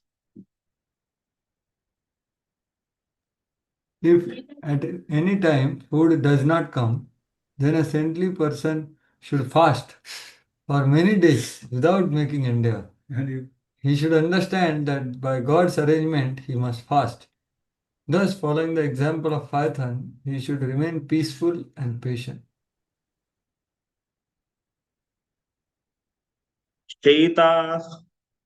चैताहानि भूरिणि निराहारोनु अनुपक्रमः यदि नोपनयेग्रासो महाहिरिवा like python this tabuk as per adrishta whatever he gets he accepts. That only depends upon everything depends upon what? Depends upon our surrender. It depends upon our surrender. Those who are not surrendered to fully to the Lord, they think that there should be karma also should be done. Of course, bhakti can give everything. If I chant Hare Krishna all the time, I can get everything that he knows. But still, since he has ruchi in karma, or otherwise, he may not have strong faith in bhakti. So in the both cases, what he will do? He will do karma misra bhakti.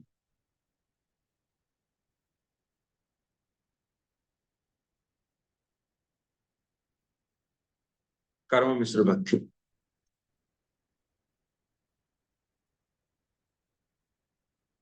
For example,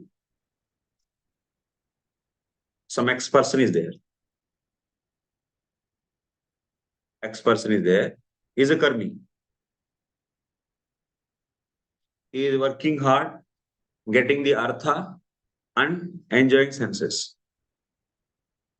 When you come in contact with a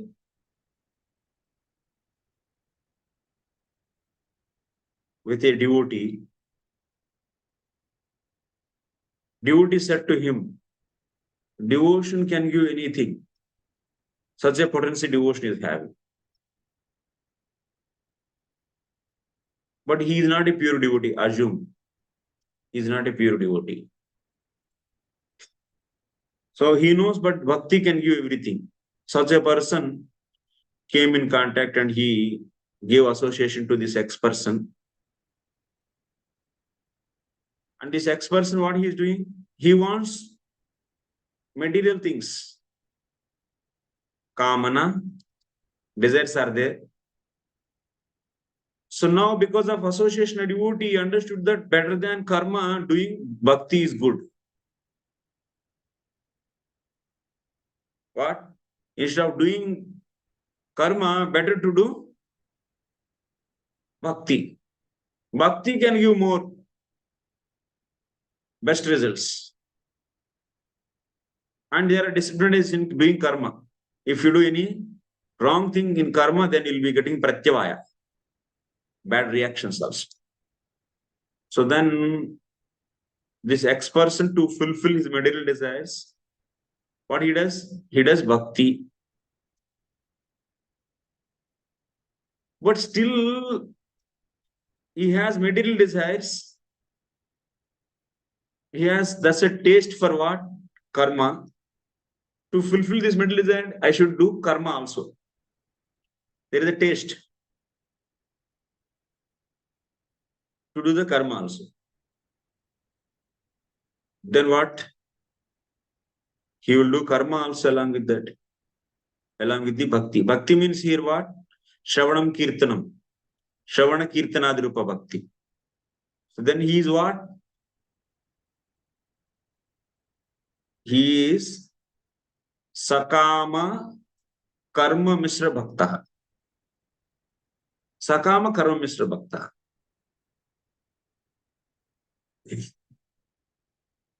Example. Initially Kardam Muni. Kardam Muni initially, so because of his father order, he got the desire. Desire is natural for not his, it is not his natural desire.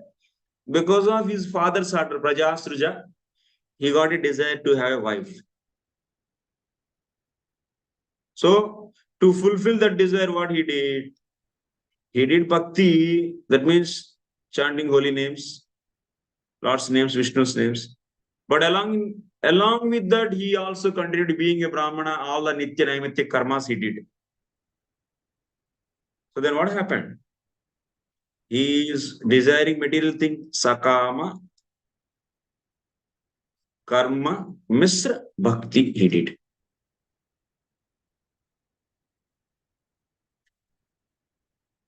Someone, he is, X person is there.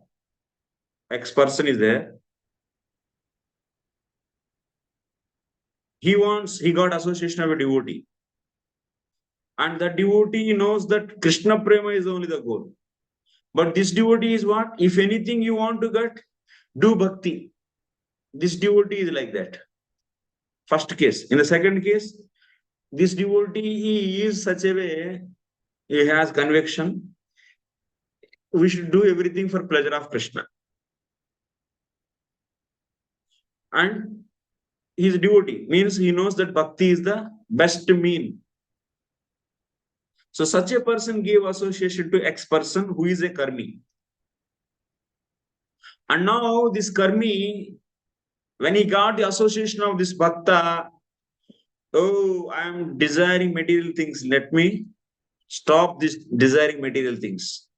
So that's why he changed his desire because of his association. Then he started desiring what? Bhakti matra kama. That means he is desiring only to do, only he is desiring pleasing Krishna. But till now he is a karmi. But he, because of association of this bhakta, he accepted bhakti as the main process. But since he is till now he is karmi, he has tendencies to ruchi, to do karma. Then what happened? Bhakti matra kama karma misra bhakti he does. And this karma, why he is doing? Only to support this bhakti. There is no other sense gratification from this karma. Then what? Bhakti matra kama akaitava karma misra bhakti. But he is desiring, he is doing this bhakti for pleasing Krishna only, here, pleasing Krishna. But he is taking support of karma. But this karma's purpose is not just to support bhakti, but he has some material desires also to fulfill. Then it is what? Bhakti matra kama sakaitava karma misra bhakti. So it varies into the various categories. Bhakti matra kama sakaitava karma misra bhakti. So this sakaitavata, or otherwise desiring material sakamata, or otherwise karma misrata, mixing karma, all will go as much as he associate with the pure devotee. Depends upon the pure devotion. Association. So why I am saying this? Here, faith, after getting association, even sometimes we may get association of pure devotees, but still faith is not fully kept on bhakti. Vishwasa is not there. That's why we dependent on other sources also, like karma and jnana, other means. So then that bhakti will become misra bhakti. So karma, naitu jnana misra bhakti. Only three only are there. Karma, jnana, bhakti. So that's why karma misra bhakti, jnana misra bhakti, otherwise karma, jnana misra bhakti. That's all. Yoga, Ashtanga Yoga, you can take under the jnana only. No need to take separately. So how the combinations comes? So some X person who is a karmi, if we get association of a devotee who is teaching to him, preaching to him, bhakti is the goal, and for that one should do bhakti. That means Shravana Kirtan. Vishnu Smaranam Padasevanam. This he should do. So now that's why he understood this point and he made in his life Bhakti is main. But still he has no full strong faith on Bhakti. And he has taste to continue his karma. Along with the karma, he is doing Bhakti. Then that Bhakti is not pure Bhakti. That's a Mishra Bhakti, Karma Mishra Bhakti. But this Bhakti, this Karma Mishra Bhakti, why he is doing? For pleasing Krishna only. That means that person is chanting Hare Krishna holy names. That is for pleasure of Krishna only. Then that's why that Bhakti is what happened. It became Bhakti Matra Kama Bhakti. But he is mixing karma. Because he is not able to do that Shravana Kirtana Rupa Bhakti all the time. He has, I have my family, my children, and I have to maintain them. For that I should work. That means he's mixing karma now. This karma, if he does only for maintain the body and to do ultimately Shravana Kirtana Rupa Bhakti, then that karma is akaitava. There is no cheating. But that karma you are using not to just support Bhakti. That means to do Shravana Kirtana Rupa Bhakti, morning Mangalarati उठना है और जप करना है, सब करने के लिए तो शरीर चाहिए, इसलिए खाना चाहिए, खाना के लिए तो कर्म करना है. तो इसीलिए कर्म करेंगे तो और कोई कर्म करके एंजॉयमेंट करना नहीं है. तब तो वो कर्म क्या हो गया? अकैतव कर्म हो गया. अकैतव, लेकिन भक्ति के साथ साथ कर्म भी कर रहे हैं, इसीलिए अकैतव कर्म मिश्र भक्ति. लेकिन ये जो भक्ति श्रवण कीर्तनादि रूपा भक्ति, चैंटिंग करना, ये सब करना किसके लिए कर रहे हैं? भगवान की खुशी के लिए. तब तो क्या हो गया? भक्ति मात्र कामा अकैतव कर्म मिश्र भक्ति. लेकिन यदि वो कर्म को प्रयोजन दो देख लिया, भक्ति को सपोर्ट भी करेगा, तुझे मजा भी देगा, तब तो क्या हो गया? सकैतव, भक्ति मात्र कामा सकैतव कर्म मिश्र भक्ति. So we should understand where we are. We are in which kind of bhakti? Bhakti matra kama sakayatava karma mishra bhakti, or bhakti matra kama sakayatava karma jnana mishra bhakti, or bhakti matra kama akayatava karma jnana mishra bhakti. One thing is, goal of the bhakti should be changed, and also mixing of the things, whatever you are mixing, their purpose also should be understood. Some people think that bhakti matra kama akayatava karmishra bhakti is Suddha bhakti. No. Bhakti matra kama akayatava karma mishra bhakti. What they say, karma also I am doing just for supporting of bhakti. And this bhakti I am doing for Krishna's pleasure only. This is Suddha bhakti. This is not Suddha bhakti. What is Suddha bhakti? Bhakti matra kama kevala surupa siddha bhakti. Kevala surupa siddha bhakti. This is Suddha bhakti. That means one should do direct devotional services for the pleasure of Krishna without mixing any karma and jnana. Then that is only for pleasure of Krishna. Then that is bhakti matra kama kevala swarupa siddha bhakti. So अभी जो बोला जा रहा है, इसमें क्या कहा जा रहा है? तो इधर ब्राह्मण बोलते हैं, ब्राह्मण जी, तो यदि मिलेगा तो खाओ, नहीं तो छोड़ दो, ऐसा अजगर की जैसा. It depends upon the consciousness where we are. Where we are. We are in the bhakti matra kama akaita karma mishra bhakti, karma, or otherwise are we in the kevala swarupa siddha bhakti? Bhakti matra kama kevala swarupa siddha bhakti means he is doing 24 hours direct devotional activities for pleasure of Krishna. Then it is known as bhakti matra kama kevala swarupa siddha bhakti. So then such a person, what he will think? तो मिलेगा, नहीं तो नहीं, बस चलेगा.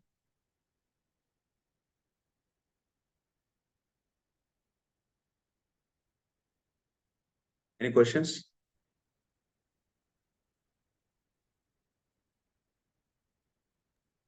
Yeah, Samarkand.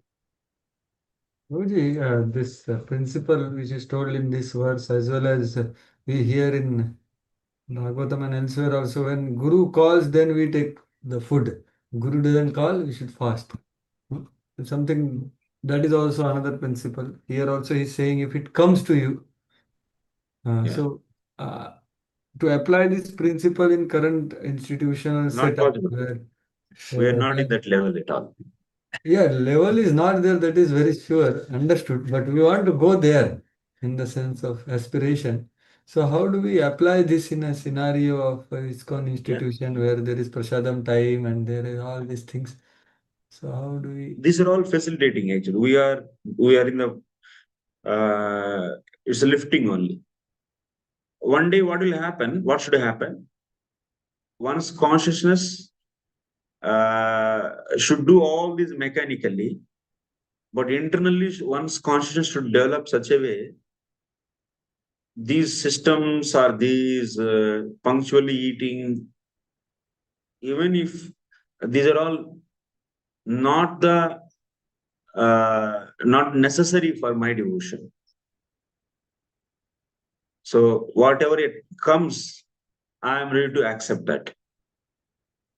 But such a consciousness should be cultivated. Such a consciousness should be cultivated. That test the Lord will take. Cultivation, preparation we do, test Lord will take. Then we'll understand where we are. So preparation we do, let us do. But no need to do something artificially outside. So some people, they do, oh, I'm like this, Ajigar.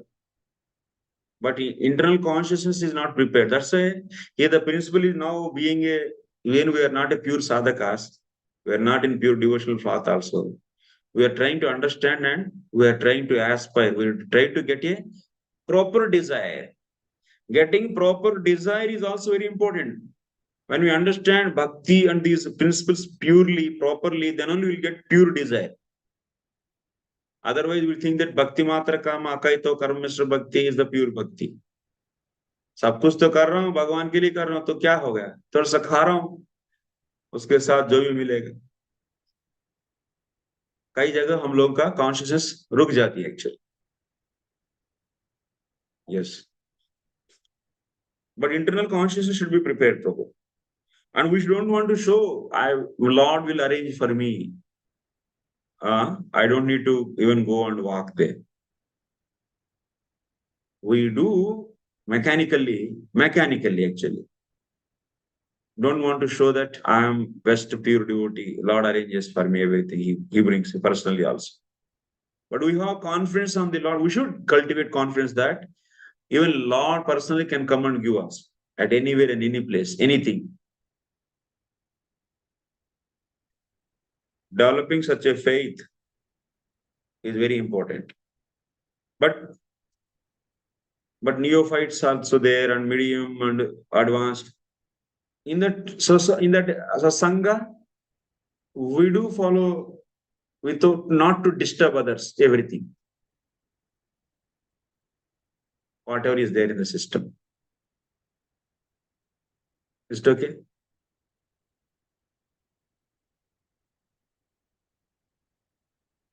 Yes, Prabhu. Raja Krishna.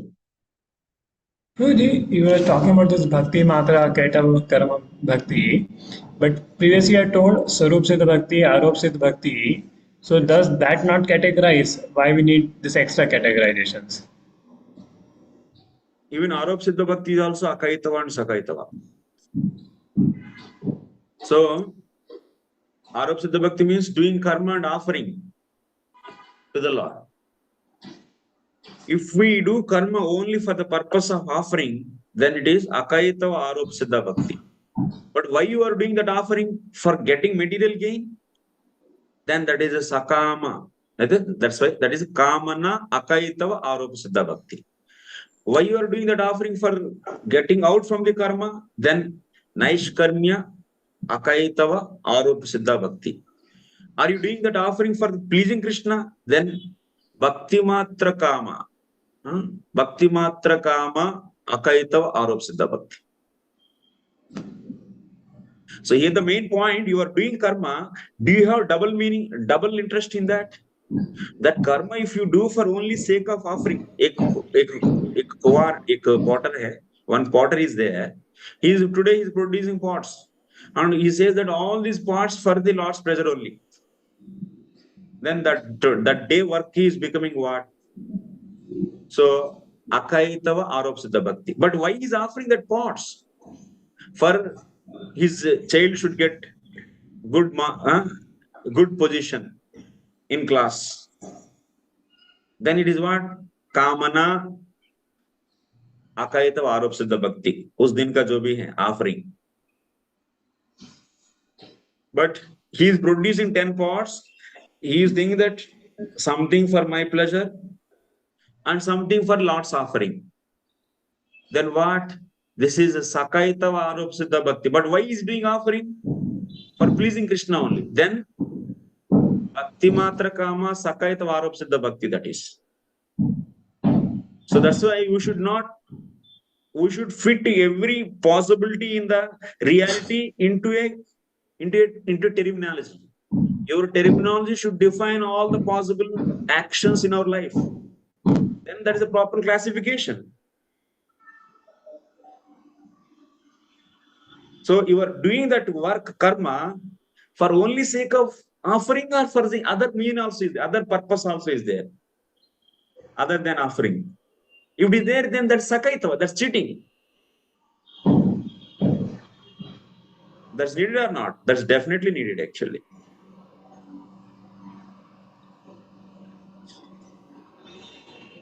Any questions? Only few devotees, they are asking questions. Srinath Prabhu, you have any question?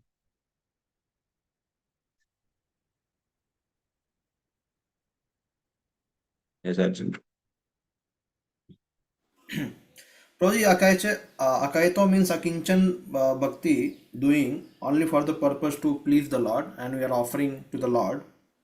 Akinchana, no, bro. Akinchana word is not here a synonym for the Akaito. Akinchana Bhakti means Bhakti Matra Kama Kevala Swarup Siddha Bhakti is Akinchana Bhakti.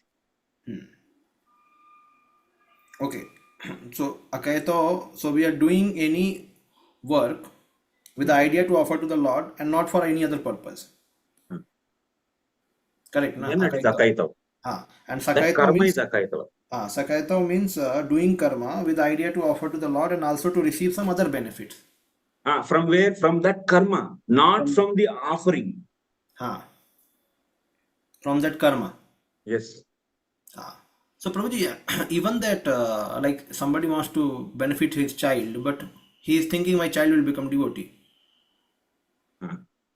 So like this end of desire.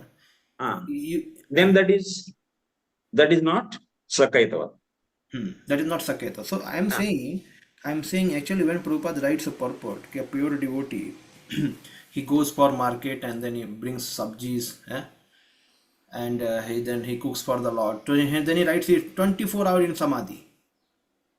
Yes. He writes there. So 24 hours in samadhi. So actually when we hear more and more from pure devotees, we understand that our life is meant for service to the Lord.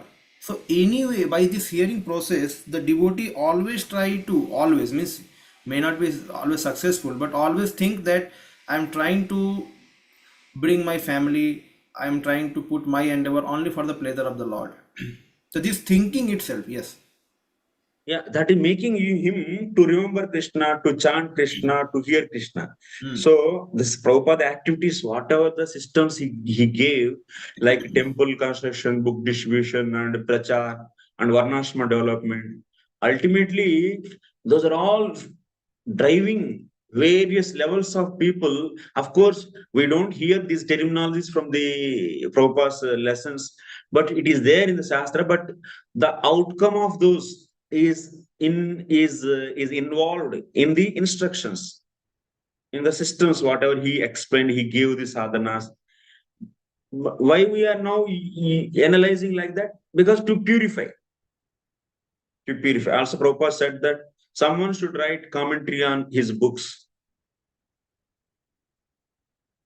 to properly make understand everyone to his instructions in a sequential way, not in a whimsical way, progressive way.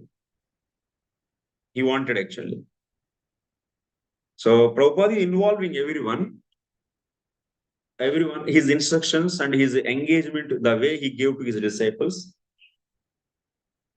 So reaching to the everyone's consciousness, Bhakti Matra Kama, Kevala Sarup Siddha Bhakti.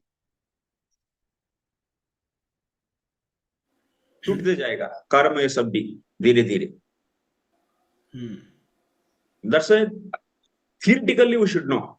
Now it's the time to know, because if you want to boil the milk, means making them understand of the whole scenario. I am here, and but these are all driving these instructions towards that final goal. Bhakti Matra Kama Kevala Sarup Siddha Bhakti. He is able to sense that. He should be able to understand that, oh, I am doing Bhakti Matra Kama Akaitava Karma Mishra Bhakti. But many people think that, अरे तो मैं जो भी काम कर रहे हैं भगवान की भक्ति करने के लिए कर रहा हूं. तो लेकिन उधर कर्म को मिलाना भक्ति के साथ ये नहीं चलेगा. कर्म मिश्रता नहीं चलता है. लेकिन यदि उस कर्म करते समय भी यदि भगवान को याद कर पाए, तब तो वो कर्म ऊपर का वो कर्म भक्ति का मेरा भक्ति करने के लिए कर्म जरूरी सोचे मैंने, अभी तो वो लोअर कॉन्शियसनेस में है. लेकिन वो कर्म मैं दूसरों के लिए कर रहा हूं, लेकिन मुझे ये भी नहीं जरूरी है, तब तो वो कर्म उनको आवृत नहीं करेगा. वो उनका भक्ति को, उन्होंने जो श्रवण कीर्तन आदि रूप भक्ति कर रहे हैं उसको आवृत नहीं करेगा वो कर्म. ये जो this the karma जो which you are speaking, like some means we have some certain seva. So like Seva is, that's Jiva Goswami says, Jnana Karma Janavrutam. Their karma means Smrityadhyukta Nitya Naimittikadayaha. स्मृति शास्त्रों के द्वारा कहा गया नित्य और नैमित्तिक स्मृत्यादि माने स्मृति शास्त्र और इत्यादि आदि शास्त्र के द्वारा कहा गया जो भी है नित्य नैमित्तिक जो भी कर्म है उसी को कर्म लेना है. जैसे ब्राह्मण क्षत्रिय वैश्य ये सभी स्मृति शास्त्रों से कहा गया है ना.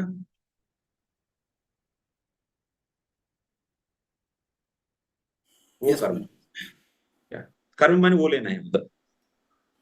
So our nitya karma is we are doing, but we have been given some seva or we choose some seva.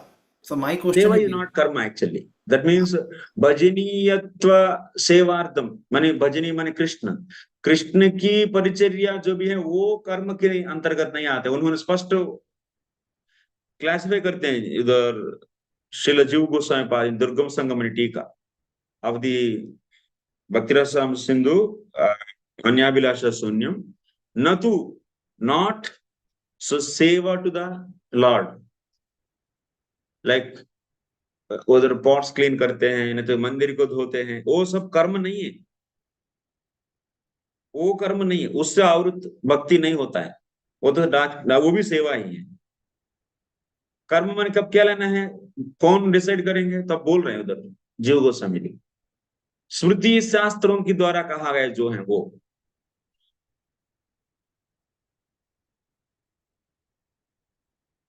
Okay, others give any questions in this regard? Pro ये तो डिफाइन करिए ठीक से समझ में. मींस कर्म और सेवा में मतलब सेवा मींस कर्म का और भी कर्म का डेफिनेशन देते हैं.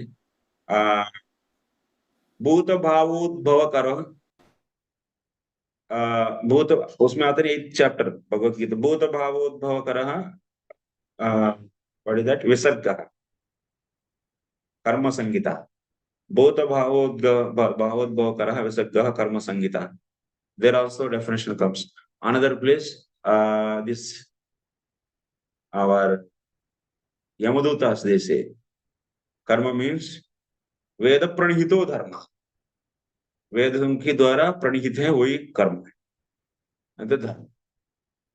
वेदों के द्वारा प्रणीत माने कौन सा वेद? वेद को भक्ति भी वेद से प्रतिपादित है, तब तो भक्ति भी कर्म हो जाता है क्या? वेद प्रणीतो धर्म, वही कर्म। कौन बोल रहे हैं? यमदूत बोल रहे हैं। तद विपर्यो तो निषिद्ध है, वो तो कर्म नहीं है। तो वेदों के द्वारा भक्ति भी प्रतिपादित है, तब तो भक्ति भी कर्म हो गया क्या? तो उधर स्पष्ट करते हैं, वेद माने कौन सा वेद लेना है? त्रैगुण्य विषय, तीनों गुणों को डील करने वाला जो वेद है, वो वेद के द्वारा जो भी प्रतिपादित है वही कर्म है। उससे जो भी निषिद्ध है वो अकर्म है, विकर्म है, विकर्म। वो वेदों को नहीं तो स्मृति शास्त्रों को, क्योंकि वेद तो सब समझ नहीं पाते हैं, इसीलिए उस वेद को देखकर लिखा ग्रंथ है स्मृति शास्त्र। मनुस्मृति, पाराशर स्मृति, ये सब संहिता है तो श्रुति। इन लोगों की द्वारा जो भी डिफाइन किया गया वो सब कर्म है।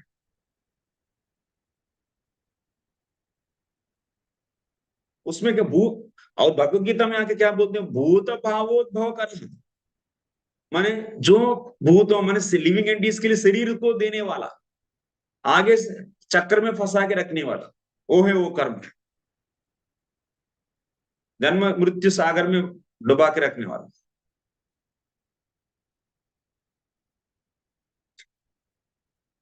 Okay. So then the seva is what is given by a spiritual master.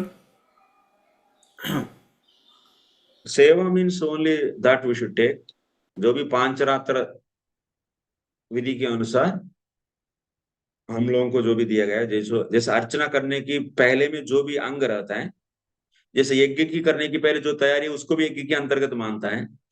अर्चना करने की पहले जिन जिन कार्यक्रमों को अर्चना के अंतर्गत लेते हैं पंचरात्रिक विधि के अनुसार, वो सब सेवा है।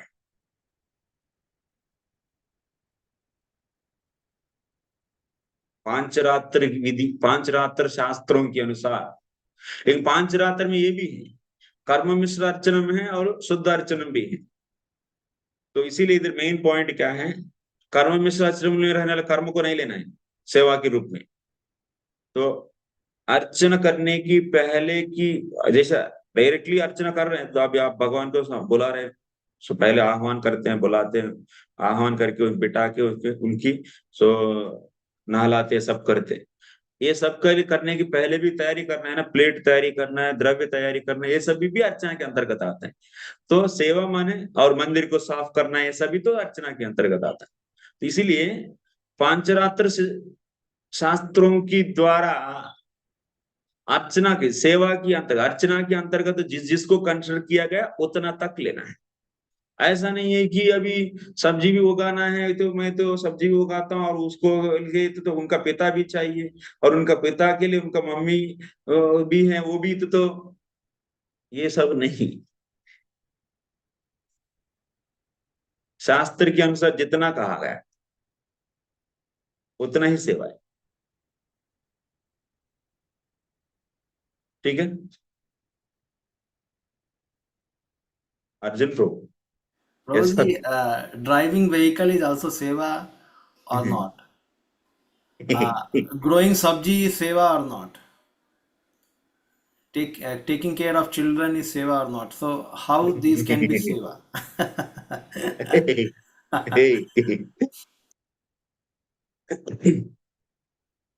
So driving vehicle at that time, if we have no understanding, that means if we don't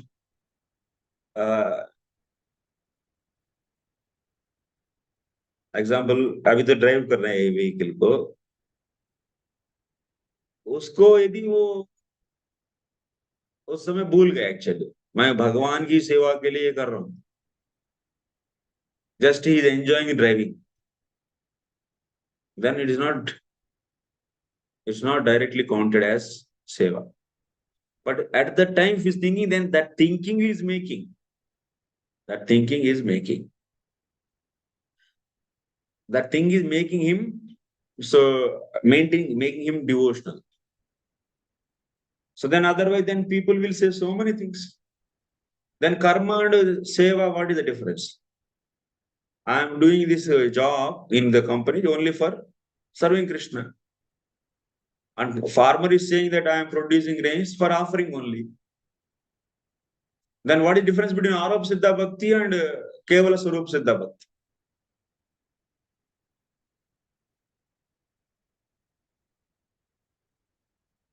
If he is doing driving only for the sake of preaching to deliver some people, but at that time also he should remember Krishna. That is a given guideline.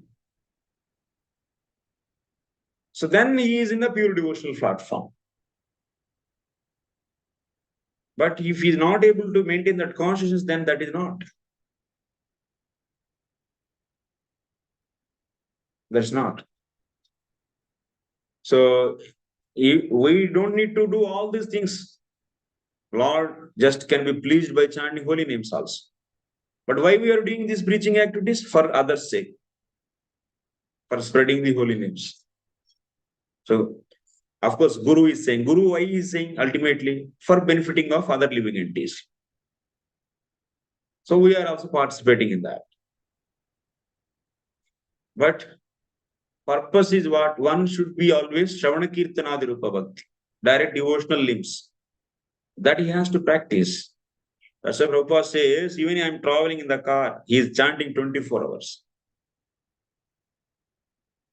He doesn't need to go to and travel in a car and flight.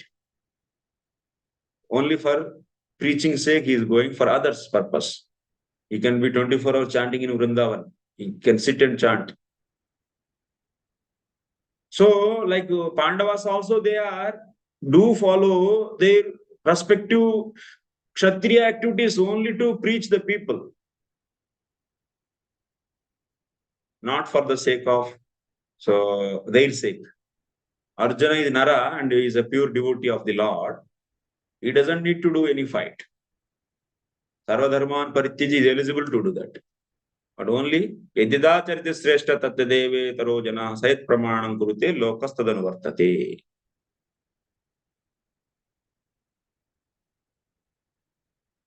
Acha, another question actually in the chat box. So questions are coming.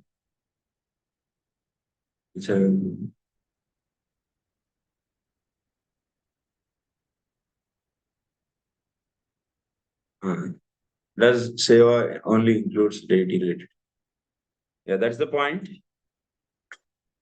Seva means as per the Pancharatra systems. But for the preaching sake, we do several things.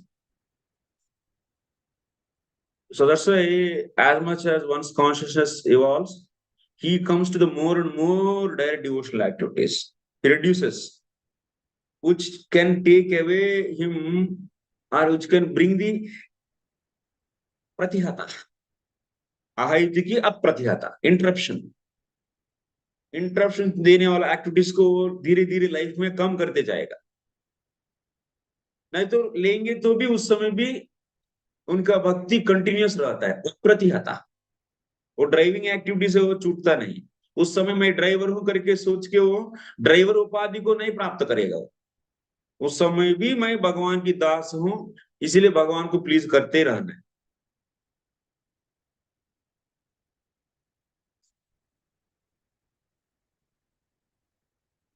If somebody doesn't remember Lord while doing deity service,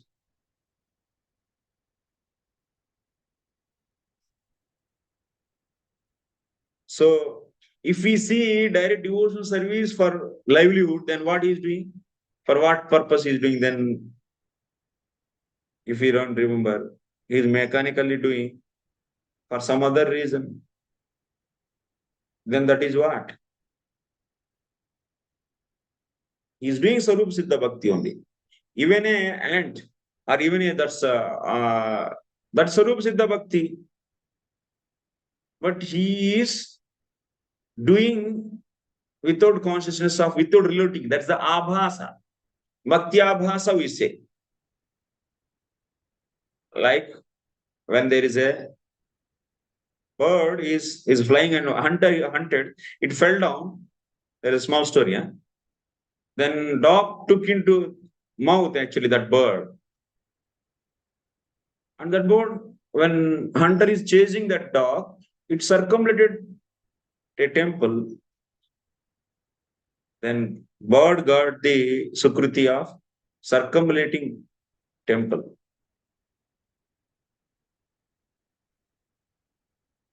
So that activity is considered as what? That activity is considered as, why it is got result even it is done unconsciously? Because that is Swarupa Siddha Bhakti. Worship is also Swarupa Siddha Bhakti. Unconsciously also if he does, it is Swarupa Siddha Bhakti only. But he is doing unconsciously, without relating Krishna, like a lamb. A rat is taking a wig which is offered to the Lord. From that lamp, it is taking a wig into mouth and it is stuck in his teeth and it is jumping. That means now by the rat also offering lamp, this activity happened. But it doesn't know this is a lamp and I am offering to Lord. But it is considered as the Swarupa Siddha Bhakti. Because how can you say it is Swarupa Siddha Bhakti? Even unconsciously it is done. Result is there, na? That rat became queen and she practiced devotion further. She got association further association she got. So devotion. Because of this, result is there. So, but there is a difference between the rat and this pujari. Rat doesn't know Lord is worshipped here and Lord is there in front of me. But person knows he is the Lord, and but while he should remember Krishna consciously should do the service, but he is not doing because of his offensiveness. Then it's a dauratmita. Some kind of weakness is there in his heart. Then it is the offensive worship. But it is worship with the offense. But in the case of rat, there is no dauratmyam. That means without consciousness, if you do direct devotional activity, that is known as abhasa, namabhas, bhakti abhas. That's abhasa. But the point is, punishment, how, result, how it comes, it depends upon the weakness. दौरात्म्यता in the heart. आपको पता है ये भगवान है, भगवान के सामने मैं ध्यान पूर्वक अर्चना करना चाहिए, लेकिन फिर भी नेग्लेक्ट करके करेंगे तो ये तो अपराध है. तो मैंने even after hearing so many instructions is willingly doing, वो तो बहुत दुष्ट हो गया. तब तो उनको भक्ति महारानी क्या करती, कृपा को बंद करती, विथड्रा कृपा. तब तो क्या होगा, होली नेम जप करने से भी रिजल्ट नहीं आएगा. लेकिन चूहा के केस में क्या है, चूहा तो बेचारा वो तो पता ही नहीं उनको, इसीलिए उनका रिजल्ट अलग है. अपराध तो उसके द्वारा भी हो गए, लेकिन उस केस में रिजल्ट ज्यादा है, इस केस में कम है. Okay, Prahlad Prabhu. Yeah, yes, very good. But Swarup Siddha Bhakti is only that is. So that's why what is the definition of Swarup Siddha Bhakti? If something is done ajnanena, that means without consciousness also, if result is there, then that is Swarup Siddha Bhakti.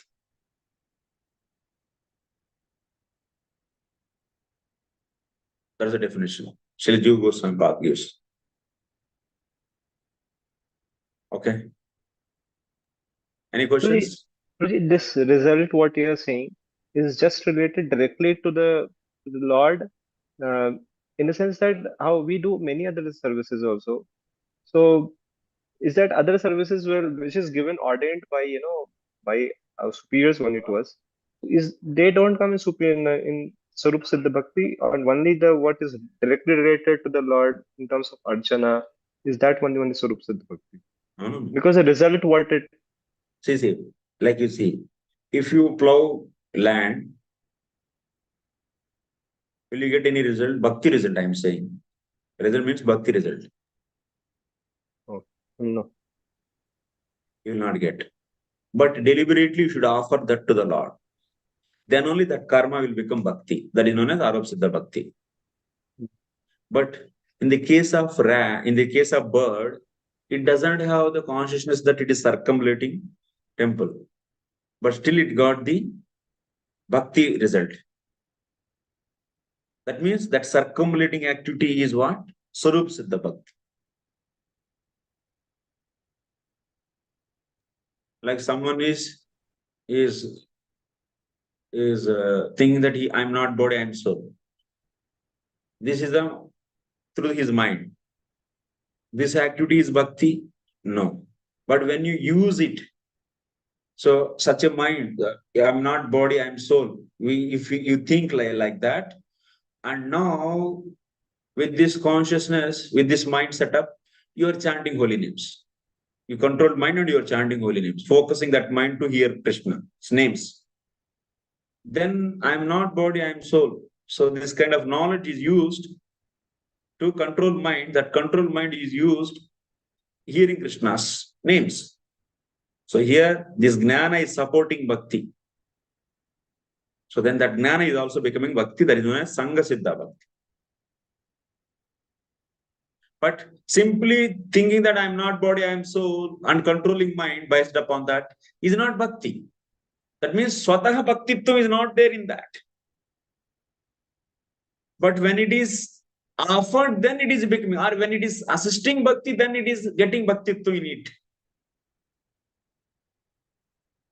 But in the case of Sarup Siddha Bhakti, even you are not doing that activity with consciousness, somehow or other it is happening by you, it is giving result, means in that activity bhaktitvam is there inherently. So that's why even it is done without consciousness, bhakti result is coming. Is it clear? Yeah, yes. Prabhuji, even if you circumambulate the deities, then what else has to be thought, Prabhuji? We can simply circumambulate and pay the obeisances to the Lord. उसमें सोचना क्या ज्यादा है? That says Lord is there and I am circumambulating to him. That consciousness should be there. No? That much is enough. That much is enough, na? Yeah. That's what we are doing for pleasure of him. Then that is the Bhakti Matra Kama Sarup Siddha Bhakti. But if you are circumambulating for getting a higher position, material position, then that is the Sakama Sarup Siddha Bhakti.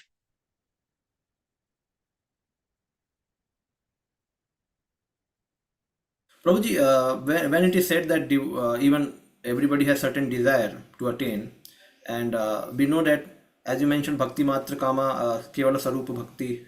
So, so if they want to attain something from the Lord, and Tivrena Bhakti Yogena, through their intensity in bhakti, they want to attain. So then, is it a blemish on their part that they should wait for getting free from all such desires, or they should try to fulfill that desire in devotional way in their life? Or is it a blemish on their part that they are not doing Kevala Bhakti? Yes, I'm asking. Bhakti Matra Kama Sarup Siddha Bhakti. Yes. If some devotee has material desires and he is doing the Sarup Siddha Bhakti all the time, so whether he should, then what he will do, he will mix karma also with that, if he want to attain. Or otherwise, if we continue without mixing karma, if he does only Sarup Siddha Bhakti for getting material desire, what then Bhakti will do? Bhakti will destroy that material desire. That's why Sukadeva Goswami says that Akama Sarvakama Moksha Kama Udaradi Tivrena Bhakti Yogena Yajeta Purusham Param. Tivra means here, what the commentary acharyas they are giving, Gnana Karma Dhyanavrutam. Like तीव्र, आज का धूप बहुत तीव्र है, माने इसका अर्थ क्या है? मेघों से आवृत नहीं है, इसलिए आज का धूप तीव्र है बोलते हैं ना। वैसा भक्ति तीव्र माने ज्ञान और कर्म से आवृत नहीं है, वही अर्थ है। तो हर एक व्यक्ति को ऐसा भक्ति करने के लिए रिकमेंड किया गया। Best is that even material कर्म को मिक्स ना करके तीव्र रूप से माने भक्ति करते रहो। यदि कुछ मेटीरियल की डिजायर चाहते तो क्या करना चाहिए व्यक्ति? तो निरंतर, जैसा ध्रुव महाराज की है, ओम नमो भगवते वासुदेवाय, is continuously chanting the names of Lord for getting the material things. That is recommended. He should not do. That means he has a strong faith. That is because of he got such a strong association from Narad Muni. He got such a great kripa. But someone doesn't have such a strong faith, or someone not able to use such a strong mercy like Narad Muni gave, then person accept bhakti as a main, but he has material desires, then he will do for that karma also, then his bhakti will become sakama karma Mr. Bhakti. But Shastra is recommending, Sukadeva Goswami's opinion, if you ask, he says that do Tivra Bhakti, like Dhruv Maharaj.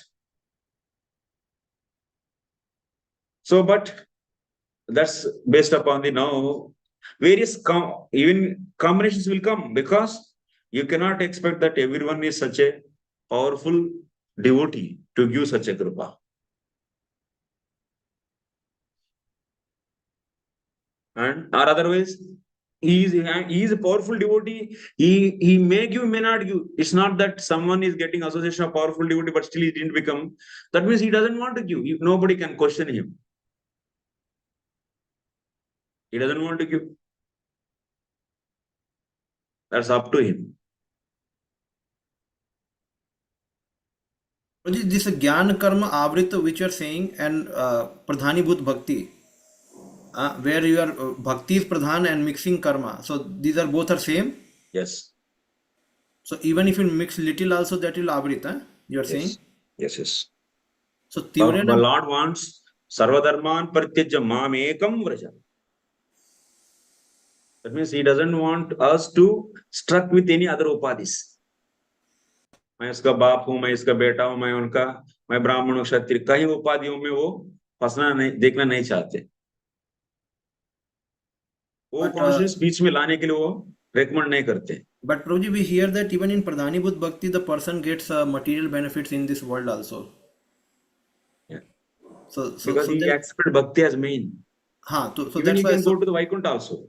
Pradhani Buddha Bhaktas, they can go Salokya Mukti also they get. Yes, so then when you say Tivrena, so here he is not doing Tivrena because his Gyan Karma Avrit hai.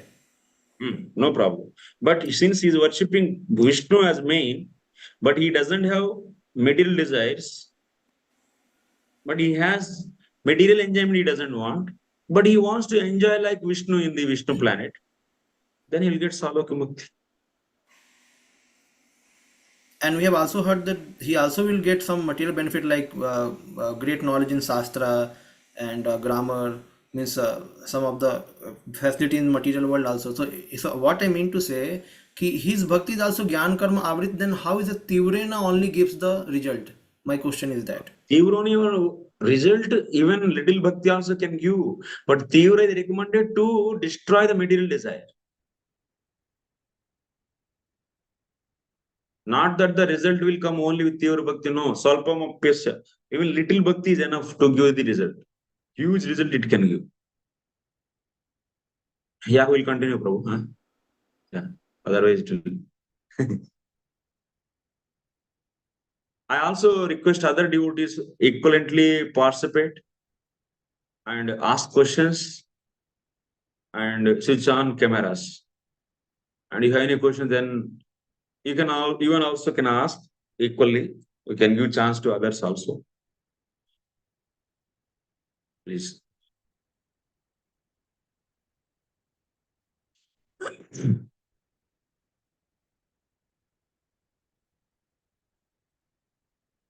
So in the third sloka, if it's a 2:15.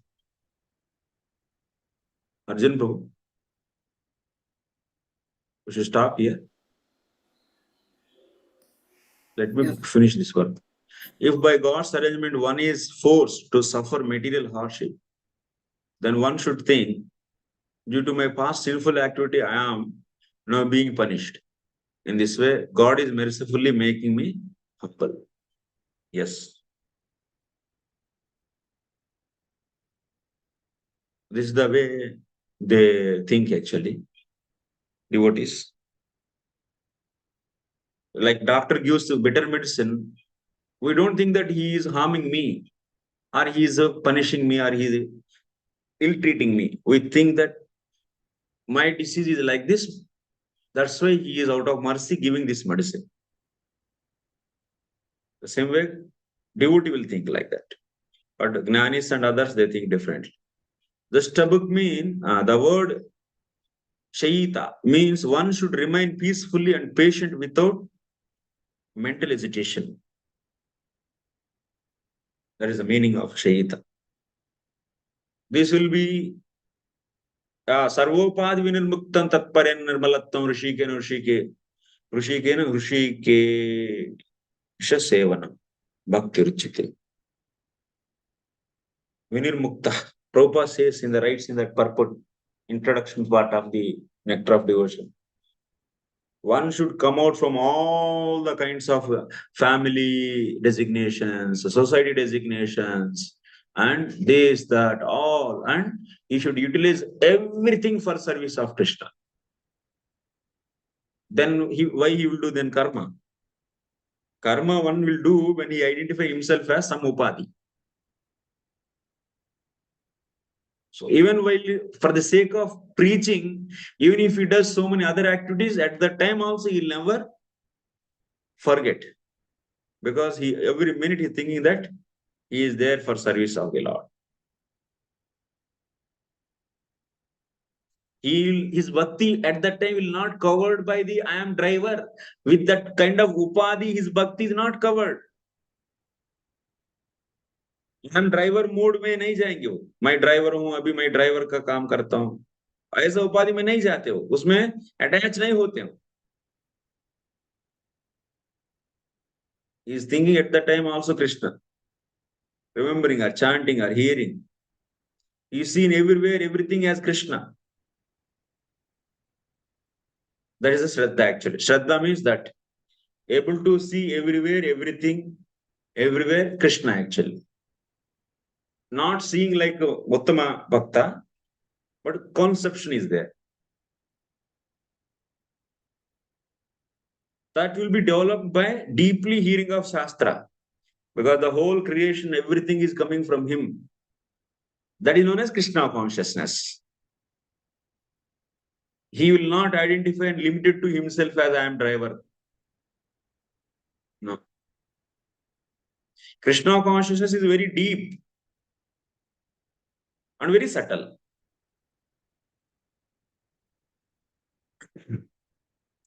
This book means one must accept the personality of Godhead as the supreme controller and not foolishly give up one's faith due to material inconvenience. Then his Shraddha is very weak. By material inconvenience, if you leave Bhakti, that means it is Komal Shraddha.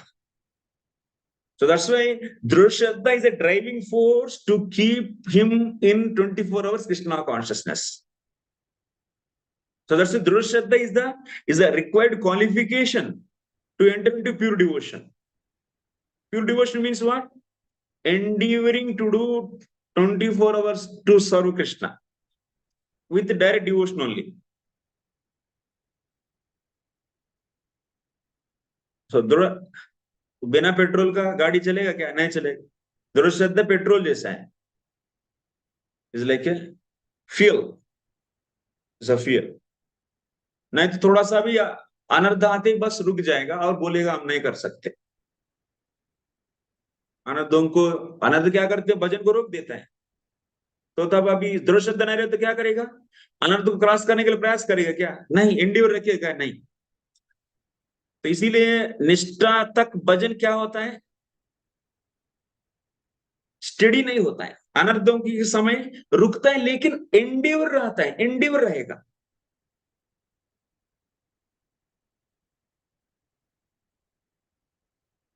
ये लेकिन जिसके पास दृढ़ श्रद्धा नहीं है तो छोड़ के चले जाते हैं. Endure, no endure. He will take shelter of something else than the bhakti, karma and jnana. or yoga or something, some techniques. Once faith due to material inconvenience. Tatyenu kampam susameksham mano munjana evatmakritam upakam. A devotee of the Lord always accept material hardship as the mercy of Lord Krishna. Thus he becomes eligible for supreme liberation. Okay, we'll end here. We'll continue tomorrow.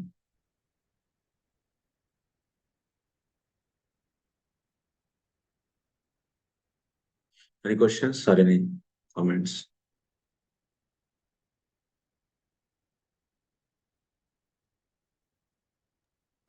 Just one thing. Yes, sir. When you said about Dhruv Maharaj, Tivrena Bhakti Yogena, what I understood, I just want to reconfirm. Means Tivrena Bhakti means he is straight doing Sarupasit Bhakti itself. 24 Now, hours. although he has 24 hours, although he has material desires, Yes. but that's nothing else, no endeavor from any karma or any side. Yeah. Acha, okay. Yes. Okay, this one. Yes. Yes, bro. We Tivra means just that Jnana Karma Janavrata. But Anyabhilasha Sunyam is not there.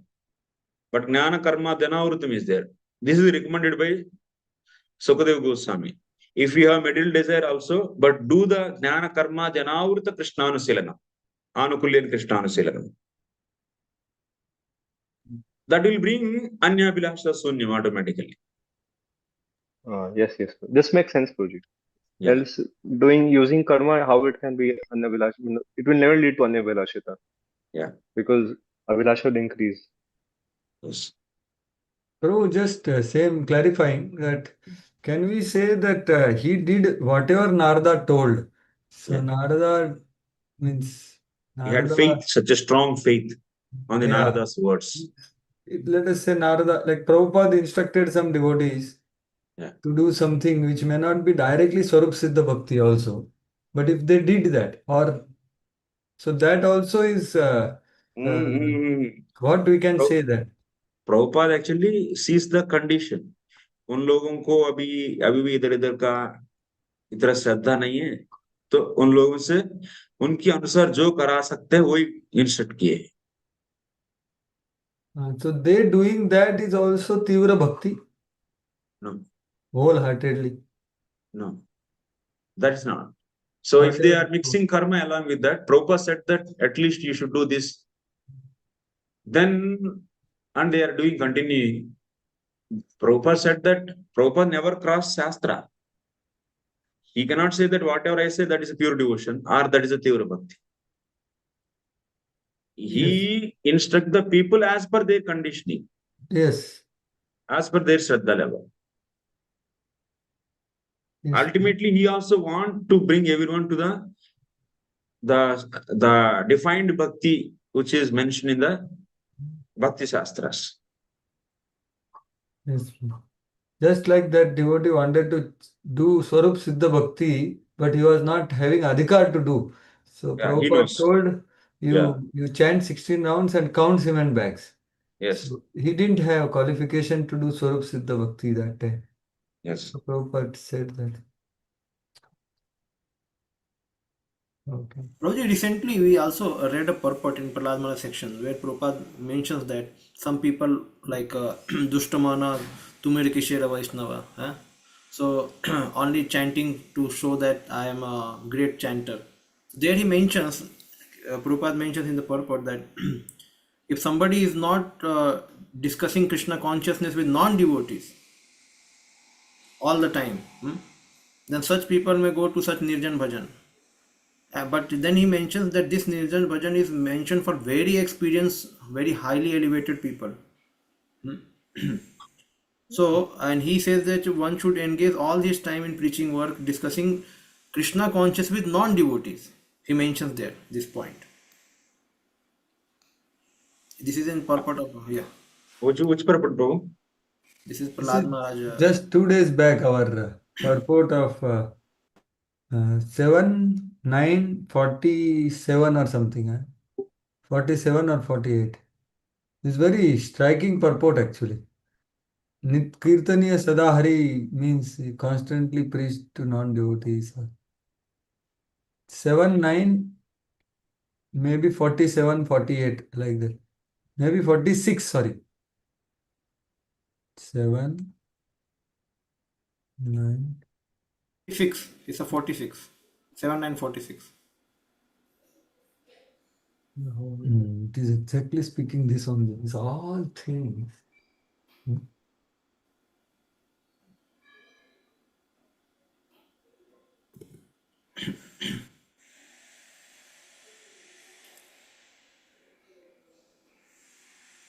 For Supreme Personality of Godhead, there are 10 prescribed methods in the path of Buddhist to myself, not to speak to him. Your commands all came of ignorance.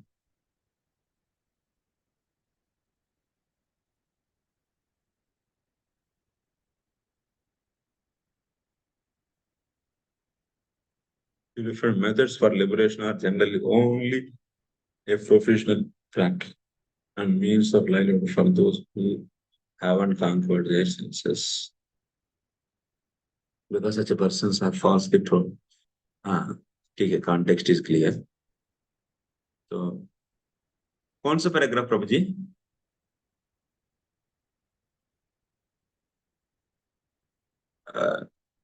कौन सा paragraph इसमें? The real purpose of human life is to attain liberation from material entanglement. Such a liberation may be achieved by many methods. Tapasa, brahmacharyena, samena, damena, shamena cha, damena cha. But all of them, actually anyone who wants to live, they can live. As the class is over, so just a question and answers we discuss. But all of them more or less dependent on tapasya, austerity, which begins with celibacy. Sukadeva Goswami says below Dushtaman it is written. दुष्टमन ये कहा दुष्टमन Fourth, fifth paragraph. Below, you just go little below. Here. अच्छा. Below that you can read. Go. There are many who like to chant the Hare Krishna mantra in a silent, solitary place. But if one is not interested in preaching, talking constantly to the non-devotees, so what is said here, but if one is not interested in preaching, talking constantly to the non-devotees, the influence of the modes of nature is very difficult to surpass. Prabhupada is saying in generally, there are many ways, many who like to chant the Hare Krishna mantra in silent, solitary place. But if one is not interested in preaching, talking constantly to the non-devotees, वो अकेला में जप करना चाहते हैं, लेकिन preaching नहीं करना चाहते हैं, अभक्तों से बात करते हैं, इसका अर्थ क्या है? तब तो वो क्या है? वो तो the influence of the modes of nature is very difficult to surpass. वो तब तो वो चीटिंग है ना, वो तो क्यों? वो तो माया की अंदर ही है अभी भी. अकेला में जप करना चाहते हैं, लेकिन अभक्तों से बात करते रहते. ताकि मान इधर क्या कृष्ण कथा है क्या? ये नहीं, जनरल टॉक, ग्राम्य कथा.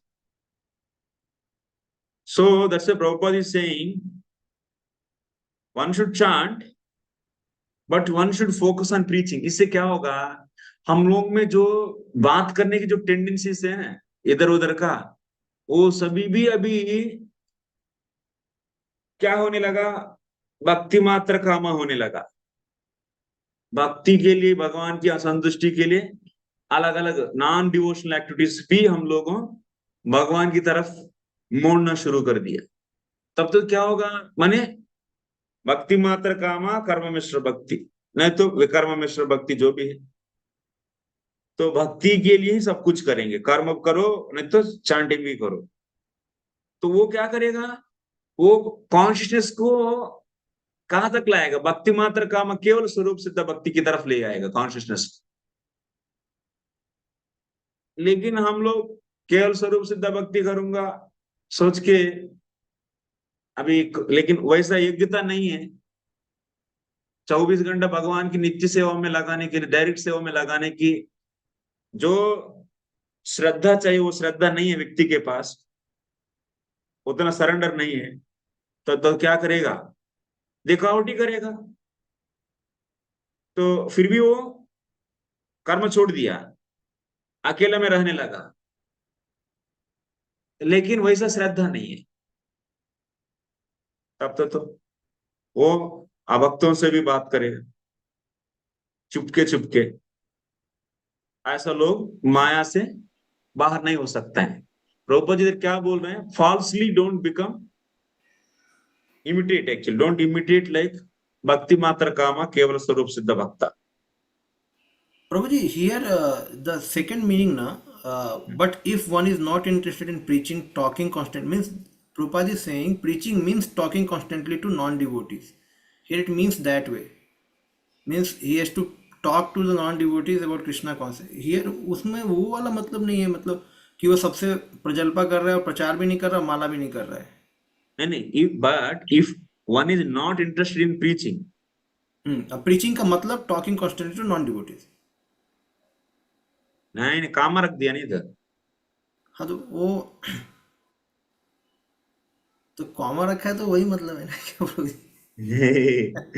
प्रभु जी अगला लाइन पढ़ो ना प्रभु जी। मैंने भी ऐसा मीनिंग नहीं लिया इसका। प्रभु जी जो बोल रहे मैंने भी वैसा ही सोचा था। अगला पढ़ो ना, therefore is also there. Therefore, unless one is extremely advanced in Krishna consciousness, one should not imitate Haridas Thakur. That means Kevala Swarup Siddha Bhakta, Bhakti Matra Kama. And so that means he is not outside to set an example also. We also want to be, we do practice Kevala Swarup Siddha Bhakti, but we preach also for the other's sake. So Haridas Thakur, who had no other business than chanting the holy name always, 24 hours a day. Prahlad Maharaj doesn't condemn such a process. He accepts it. But without active service to the Lord, simply by such a methods, one generally can't attain liberation. वो तो सीधा है ना प्रभु। इधर का मतलब क्या है? हरिदास ठाकुर की जैसे जप करने के लिए हम लोग के पास क्या चाहिए? दृढ़ श्रद्धा चाहिए, फुल सरेंडर चाहिए। वो नहीं है, लेकिन हम 24 घंटा जप करूंगा ऐसा, वो ये मीन बढ़िया है, लेकिन उसके लिए श्रद्धा क्वालिफिकेशन है, दृढ़ श्रद्धा वो नहीं प्राप्त किया वो, तब तो वो हेल्प नहीं करेगा ना। क्यों? वो मिथ्याचारी बनेगा। जैसा भी भगवत गीता में भी पहले चैप्टर्स में आता है ना, सैव मिथ्याचार। तो मन और इंद्रियों को, मन को तो निग्रह, कर्म इंद्रियों को निग्रह किया, लेकिन मन को भेज रहे विषय वस्तुओं के प्रति, मिथ्याचारी बोला जाता है। वैसे ही ये भी दृढ़ श्रद्धा नहीं है। 24 घंटा जप करने के लिए वो निकल गया, सब भी सारी शरीर से जो भी धर्म आता है वो सबको छोड़ दिया, लेकिन तब वो करेगा क्या? 24 आवर्स हरिदास ठाकुर की जैसा करेगा तो ठीक ही है, तो कहां मरोबत मना कर रहे हैं, लेकिन वैसे नहीं कर सकते लोग, वैसा नहीं कर सकते। इसलिए उन लोगों को प्रीचिंग एक्टिविटीज में लगाना पड़ेगा, नहीं तो वर्णाश्रम में लगाना पड़ेगा, जिससे वो जिस टाइम को भक्ति में लगा नहीं पा रहे वो रेगुलेट होगा, पाप कार्य नहीं करेगा। नहीं तो 24 आवर जप करना चाहते हैं, लेकिन 24 आवर जप करने के लिए जो शरणागति चाहिए वो नहीं है, वो विश्वास चाहिए वो नहीं है, तब तो वो क्या करेगा? तब कर्म तो नहीं करना चाहते हैं, तब तो विकर्म ही करेगा, तो वो हेल्प नहीं करेगा। तब वो जो आइडिया है 24 आवर्स में जप करूंगा, वही बात बोला जा रहा है इधर।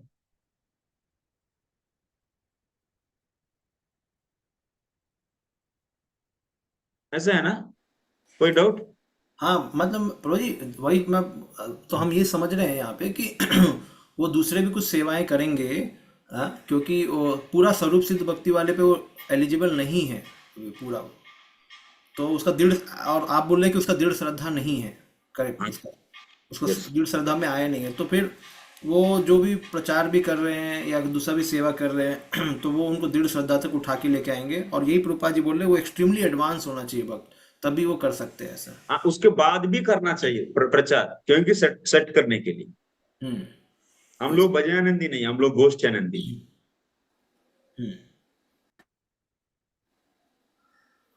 यस प्रभु जी। तो प्रभु जी प्रीचिंग में तो फिर सब कुछ आ जाता है, पैसा से लेके महल कुछ बनाना। डायरेक्ट एक्टिविटीज होते हैं, कुछ डायरेक्ट डिवोशनल एक्टिविटी आते हैं, कुछ नॉन डायरेक्ट भी आता है। लेकिन उधर का मतलब क्या है? We want to cultivate the keval bhakti मात्र काम केवल स्वरूप सिद्ध भक्ति अन्याभिलाष शून्य ज्ञान कर्मादिनावृतम आनुकूल्य कृष्णानुशीलन that sloka's meaning we want to cultivate in the consciousness.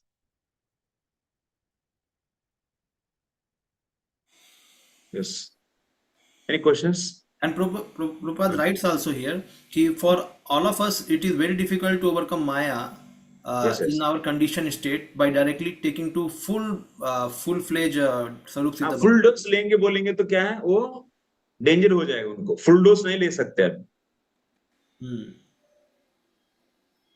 Prabhu ji just मेरे का एक दिस वन क्वेश्चन हियर कि many times we are hearing that we should not preach to devotees or sorry outsider people who do not have adhikar for karma or means not karma, yeah, bhakti.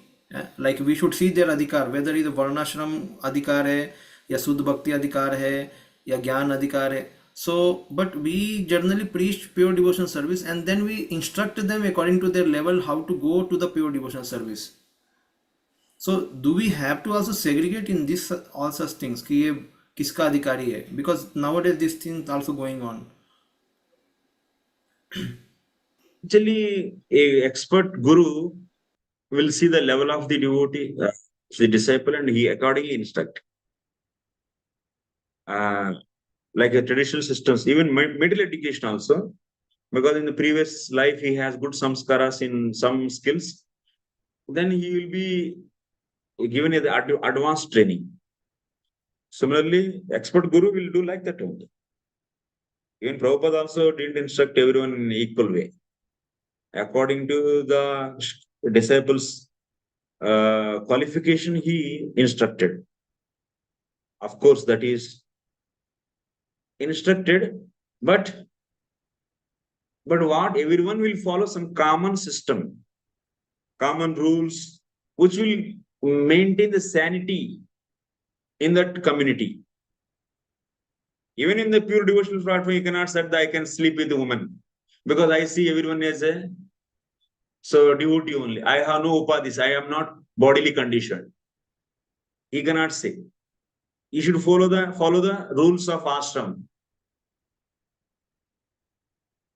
But you cannot take privilege of doing anything based upon the pure principles of bhakti.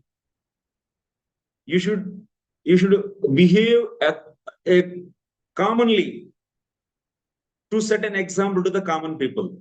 That is the basic varnashram system. That's why we accept brāhmaṇa, kshatriya, vaishya. But these should not be, these upadhis of brāhmaṇa, kshatriya, vaishya, or otherwise brahmachari, grihastha, vanaprastha. These upadhis should not be a block in our bhakti. To become nitya sevak. Yes. Any other questions?